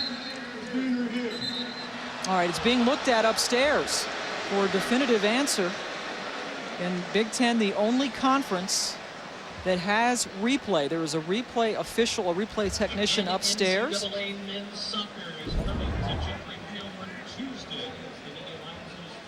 There's two things in question. A, did the Penn State receiver touch the football? And they're not going to figure out who came away with the football at the bottom of this pile, but was the ball touched? Again, we think it hit number 34, Matt Hahn, at least from the deflection. It certainly hit somebody. Boy, Michigan State had a... Obviously, it held up. It didn't take long at all for the technician, Phil Pictionary, to look at it and determine that it certainly not enough evidence to overturn it. I know one thing, though, but Joe Paterno is 9-0 when it comes to instant replay victories. Yeah, he had and there's our Big Ten commissioner. I think he's here today as well. Jim Delaney is the commissioner of the Big Ten. Right up the middle there is Austin Scott, picking up about 5 yards. Brandon McKinney coming in to help make the tackle. And the instant replay, one thing when we asked Joe Paterno yesterday what he would like to see, because he was, again, one of the guys who helped get instant replay at least put in this year as an experimental technology in the Big Ten. He said he'd like to see that universally. He also would like to see national officials, not, Big Ten has its own officials, not conference officials, but national officials, because they're always, oftentimes, I should say, you get questions as to partiality or impartiality when that happens. Michael Robinson, that one was ugly. One of the few plays that hasn't worked today. Let's go back to Matt Weiner. Hi, Pam. Oklahoma putting the finishing touches on a perfect Big 12. Adrian Peterson is good. What you say? Pretty good. He's young. I mean, wow, true freshman? Well, we've seen a lot of true freshmen this year. Running back at Michigan. We had Claret a number of years ago at Ohio State. Michael Hart. You can't say his name because he plays there. Team up north, yeah. No, but it seems like Penn State's kind of hit a lull here. I was surprised that they didn't have their onside kick receiving team on the field. They only lined up with 5 guys, and it's a moot point now because they recovered the football. But they're just content with running the football. And another thing, Pam, Anthony Morelli. They talked yesterday that he might get a whole quarter of playing time today, but it's been a Zach Mills day. Yeah, and you see Morelli on the sideline. It would not surprise me at all as Morelli warms up. What a great time. You give Mills a curtain call. Take him out while he, on the field, and then make the... What is that like? What is that? I never have one. Well, real quarterbacks, good quarterbacks. Well, I'm sure you've had one. You take him out instead of at the beginning of the series, obviously. I think that would be a terrific gesture to take him out and bring in Morelli and let Mills get the ovation that he deserves. Penn State calls a timeout. That's what a curtain call is. I guess we'll experience it if it happens, but couldn't happen to a more deserving student athlete right there, Zach Mills. Leaving with just a ton of Penn State passing records. He tied the all-time touchdown passing mark today. Monday night countdown. Stuart Scott is your host. That comes your way on ESPN's Monday Night Countdown. Mike Ditka, Tom Jackson, Michael Irvin, Ron Jaworski, all those guys get you up to date beginning at 7:30 Eastern and lead you up to Monday Night Football. And then it's going to be Al Michaels, John Madden, and Michelle Tafoya joining you as the Patriots, the champs, take on the Chiefs. ABC Monday Night Football coming up 9 Eastern and 6 Pacific. Let's go down to Dave Ryan. A lot to cheer about in the Penn State student section, about 20,000 strong now. As Sparty and the Nittany Lion mascot have a little dual Pam going on here. But a few moments ago in the last timeout, Joe Paterno heard the call from the fans. They were cheering Jopa, Jopa. He turned around and waved to them. So obviously 20,000 students with the code blue today. They were told to wear the dark blue of Penn State, all still very much in support of Joe Paterno. All right, 43 yards now for Robbie Gould. He is hit from 27 and 47. And when coming into this game, he was only 4 of 10 on the season. And will he go 3 for 3 today?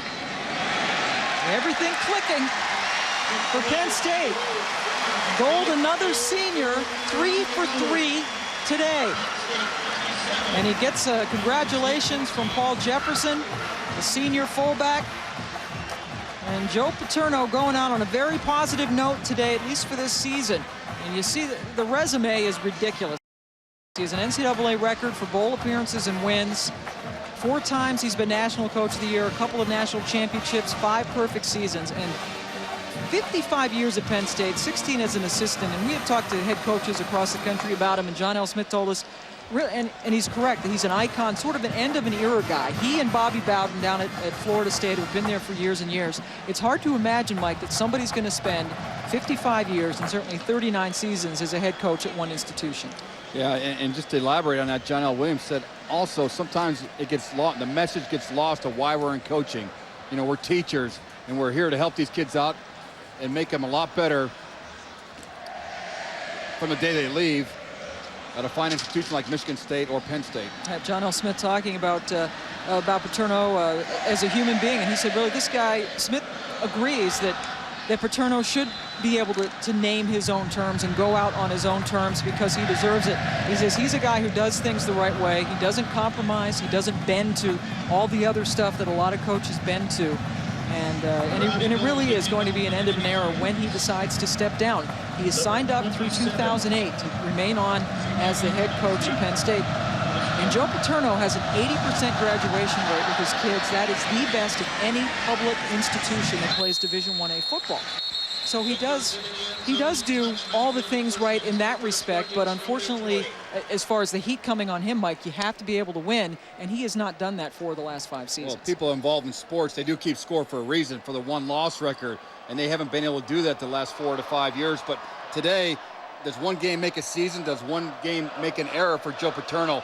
Here's a guy that's impacted many lives, many households, because he's taken student athletes, made them better human beings, and they've affected society, or gone on to play professional football and receive the economic benefits for their family and the people that are close to him. We heard from Adam Talaferro earlier today, one of the seniors going out for Penn State, who had that spinal cord injury 4 years ago, and he talked about the way Paterno has stuck by him. But one of the criticisms of Joe Paterno, and he has talked about, he says, look, I know I don't have any skill guys on this team.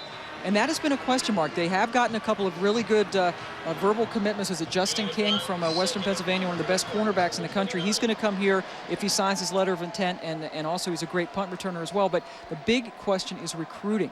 Why doesn't he get those big skill players here? And therefore, the drop-off in talent has meant the drop-off in wins. Well, they had a law that, for a couple of years they weren't able, but they had some prized athletes that were underachievers that didn't play at the highest level. Some guys left for certain reasons. Other guys got injured. So they did go out and recruit those skilled players. But I think when you look at Joe Paterno, he has a commitment. And these young kids, the barometer from these young kids about tradition still matters. And that's why I picked Penn State, because it has a wonderful tradition. I don't care how old Joe Paterno is or what the situation is. I'm going to Penn State. Reeves picks up the first down as he zips it and completes it. I believe that's Jason Teague, the running back. And remember, last year, this would have been the final season of Joe Paterno's contract. And I thought last year, Mike, they had the perfect opportunity. 1 year, this would have been it. They have since signed him to a 4-year extension. That you could have said 2004 is your last year. Name Tom Bradley as successful last year and give you that 1-year cushion. They chose not to do that and instead extended his contract as Kyle Brown makes the catch and is stopped short of the first down. So now we sign up through 2008. He will be 82 years old when that contract expires. And again, we've talked about how vivacious and vital the guy is. He's still sharp as a tack, has a lot of energy. But what do you do now? I mean, Tom Bradley's a guy who told us, the defensive coordinator, that he wants to be a head coach. And obviously he's a Penn State guy, went to school here, has been an assistant here for 26 years, is a terrific recruiter in Western Pennsylvania. That pipeline is open. So what do you do? Do you risk perhaps losing Tom Bradley or go ahead and make the change? Well, only those two guys are really going to know, because the story's going to continue to play out, Pam. They're going to have their talks, their exit meetings with the players. They'll evaluate the coaching staff. The administrative will try to get a pulse on what Joe Paterno's thinking. But only he knows, and I'm sure his wife knows, and I think Tom Bradley might know, because Tom Bradley spends a lot of time on the road recruiting with Joe Paterno. And best case scenario, I think Joe Paterno is probably the best investment that Penn State has made in the history of this university. And he's a stock that's proven time and time again, and the dividend return has been huge. On 3rd and 1, Jason Teague gets the first down. We join you from Beaver Stadium, and you are seeing a 37-13 thrashing. Penn State scored 28 points in the third quarter. They have 4 interceptions. Zach Mills has thrown a touchdown pass, tying the Penn State all-time record with 41 for his career. College Game Day, now presented by Acura, is coming up next as Aaron Alexander gets the first down. We get you back to Matt Weiner. All right, Pam, we get you eastward in Pennsylvania, Philly to be exact, where Temple had gotten within 10 of Boston College. Eagles respond, though, with L.V. Whitworth has 139 yards rushing on the day and his second touchdown there.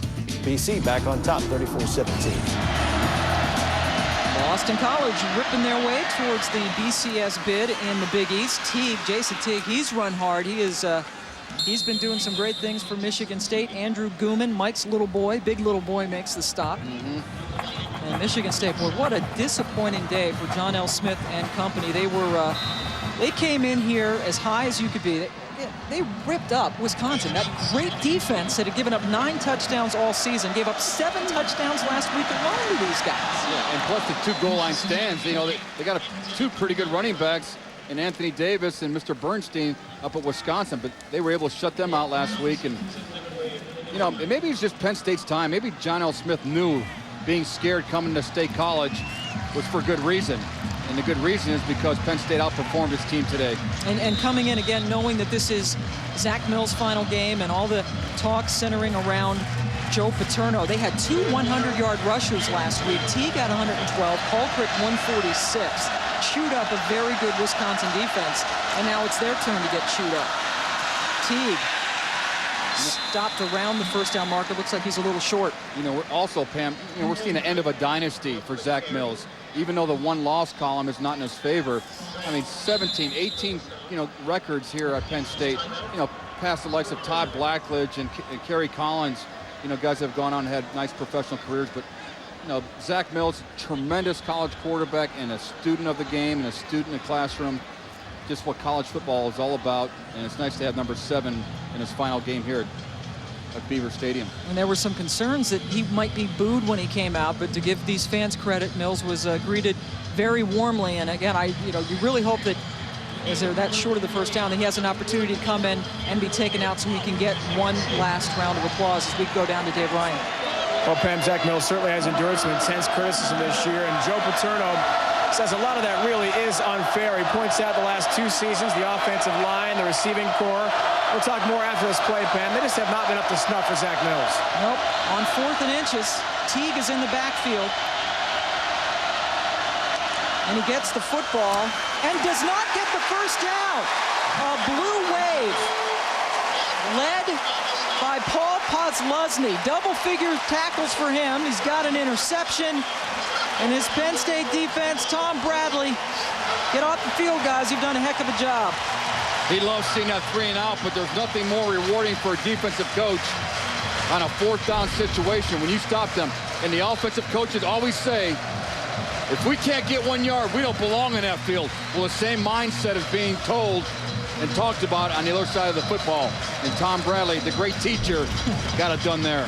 Boy, Podlesny, again, the terrific game last week against Indiana. Now 10 tackles today, above his average. And Podlesny, he'll be back. He's only a sophomore. I mean, this defense, they're losing 2 starters, really. Andrew Gooman starting most of the year and Derek Wake. Other than that, everybody's coming back. Let's go back to last week. They had this huge goal line stand. 4th and goal from the 1. Indiana scores less than a minute to go. They're probably going to win. And they get stuffed 4 times in a row. Ganner, the senior. Here's your curtain call. So here's your curtain call as Zach Mills goes out. Mills taken out, and Chris Ganner comes in. And a standing ovation for this fabulous career for Zach Mills. It did not translate into a lot of wins. He will leave with 18 school records. He tied the Penn State record today with his 41st career touchdown pass, only 1 bowl trip. But what a great career, true warrior, is Zach Mills, Rhino. Standing right here outside the Penn State student section, a big ovation for Zach Mills. And just finishing the story, what Joe Paterno told us, but running backs are really not up to the caliber of Penn State's teams in the past. The coach does say, really, Zach Mills did a great job of handling the media scrutiny, the fans booing him, which happened a lot this year. He's shown his teammates how tough he is playing through that slew of injuries. And as the coach said, they'll always have the respect after the way Zach Mills performed here. And he certainly went out on a high note, Pam. Well, about the best that you could ever hope for, Rhino. A couple of touchdown runs. In fact, he leads them in rushing today. 15 carries for 76 yards. He's 11 of 18 for 105 yards, a touchdown and a pick through the air. But I don't think he could have dreamed a better way to go out. I mean, he's beating a really good Michigan State team. He certainly is. And, you know, two proud people, mom and dad, when they dropped him off here his freshman year, 18 years young, still wet behind the ears, came here to camp, came here for his freshman camp with the Nittany Lions football team. And I'm sure he had tears in his eyes, just like mom and dad, but now those tears have turned into big smiles and grins. And these fans here, Pam, and throughout the country will know how he played in his last game. There's one individual that'll know how he played in his last game. And we saw him leaving the field for the final time. This is him coming onto the field for the final time. And Mills said before the game that he was going to pay attention much more carefully today to everything. Walking through the tunnel, looking around at his teammates, everything, when you know, Mike, you're doing it for the last time, has an incredible special meaning to you. And boy, to go out like this, wow. And you've done several Penn State games, and here's an opportunity for Zach Mills not to be laying on his back several times throughout a game. Yeah, it's good just to see him finish a game on his, you know, he gets to leave on his own accord instead of being knocked out. We saw him knocked out earlier today, literally, where he had the concussion against Iowa in that 6-4 game as Rodney Kinlaw gets the carry. And Michigan State's dream of going to its second straight bowl game evaporates right now. They were just steamrolled in the third quarter, if you're just joining us. A couple of interceptions in the third quarter, and then a block punt. They scored 28 points in the third quarter. Michigan State takes its final timeout, and they can just sit there and, boy, they got Thanksgiving coming up next week, then a trip to Hawaii. But if there can ever be a hollow trip to Hawaii, those guys are going to experience it. Well, there's going to be a lull, definitely, and you know, Coach Smith might think his team's tired. But you can go back and look at throughout the course of this game, they had their opportunities. Drew Stanton in the first quarter threw an interception that could have put him up 10-3. And then some forced passes down the ride. Let's go back to Matt Weiner. Matt.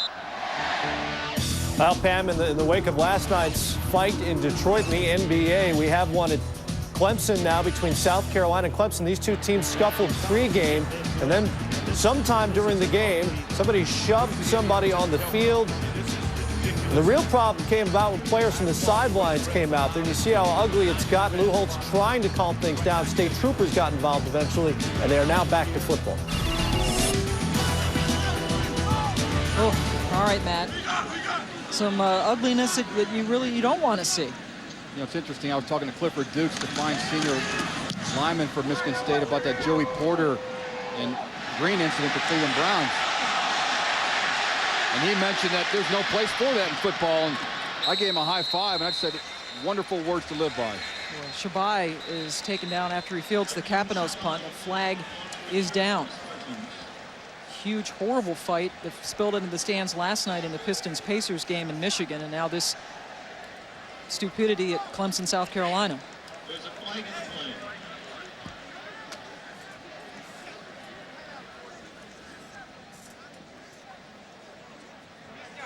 Illegal blocking the back, number 27 on the return team. 10 yards from the spot of the foul.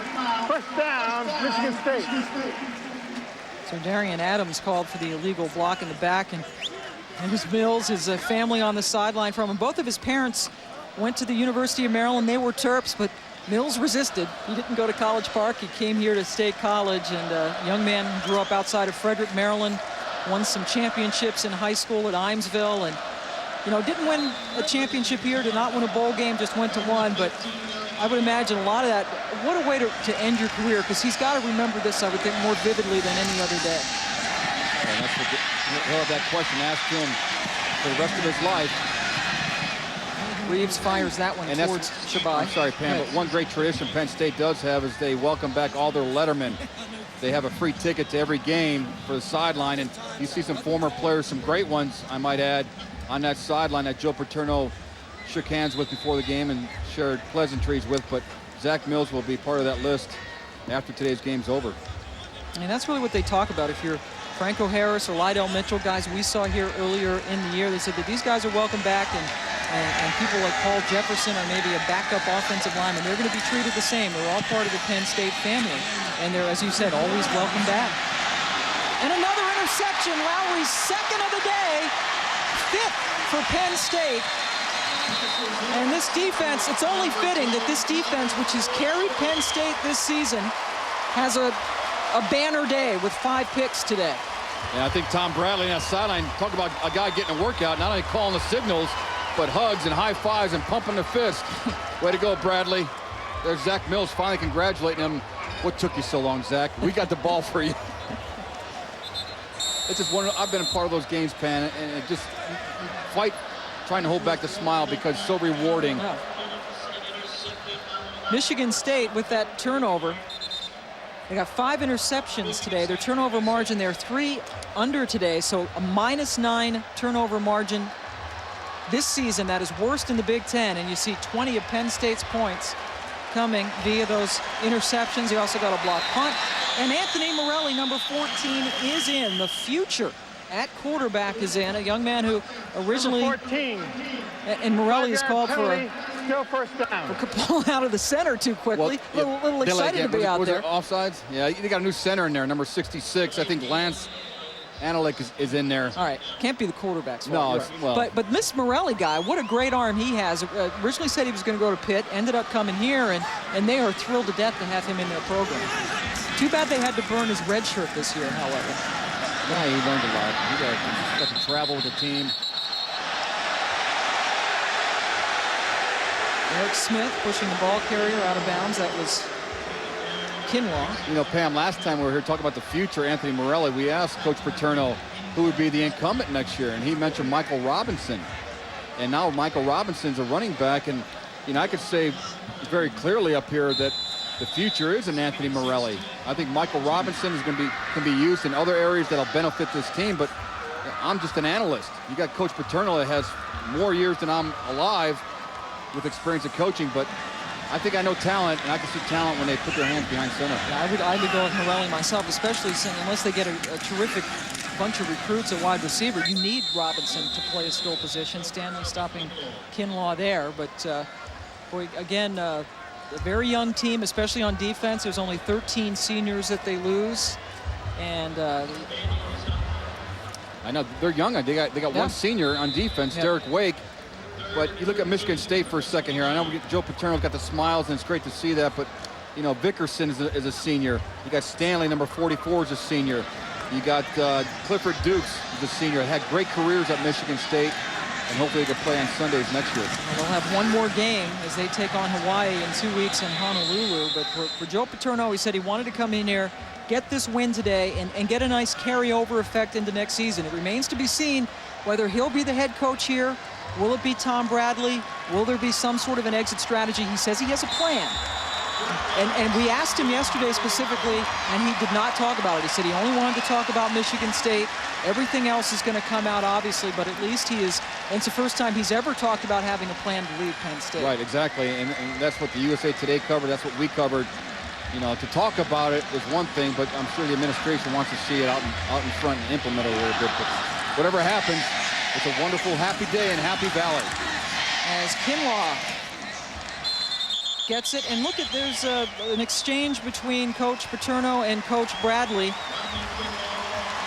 You know what you forgot to say, though, Pam?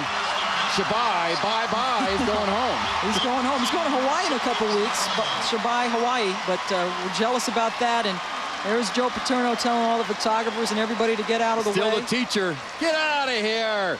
Stay back. How many years I got to tell you that? And this is a trophy game, the land grant trophy between these two schools. They were both founded within 10 days of each other back in 1855. So Penn State is going to get that back. Hey, they're not used to winning 2 games in a row around here. So first time since 2002. You're absolutely right. November of 2002, they've won 2 in a row. 28 points in the third quarter today. They scored 20 points in the fourth quarter all year. Oh, almost picked number 6. You know, the same thing holds true for a receiver, Pam. Oh. Why jump when you don't have to? Oh, that's walk-on Nolan McCready. That's okay. Whoa, Nolan's going to be thinking about that for a while. He is right now. Paterno's coaching him. Don't jump at the ball. Oh, that's tremendous. So Joe Paterno puts a lid on his 39th season as a head coach, 55th on this coaching staff, and a terrific way for him to go out, knocking Michigan State out of any possibility of going to a bowl. Well, there's some good copy being written right now about this final game for Zach Mills and Paterno, the 2004 season, but they performed extremely well against a strong Michigan State team. Michigan State, yep, coming off that win against Wisconsin. Jason Teague has it, and here come the fans. Joe Paterno gets a win in the final game of the 2004 season as he contemplates his future. He and John L. Smith have become friendly since John L. came over to the Big Ten, two men with great respect for each other. And he said there's nothing better than the coaches in the Big Ten. They're very businesslike, they're very competitive, and he just loves being a part of the Big Ten coaching fraternity.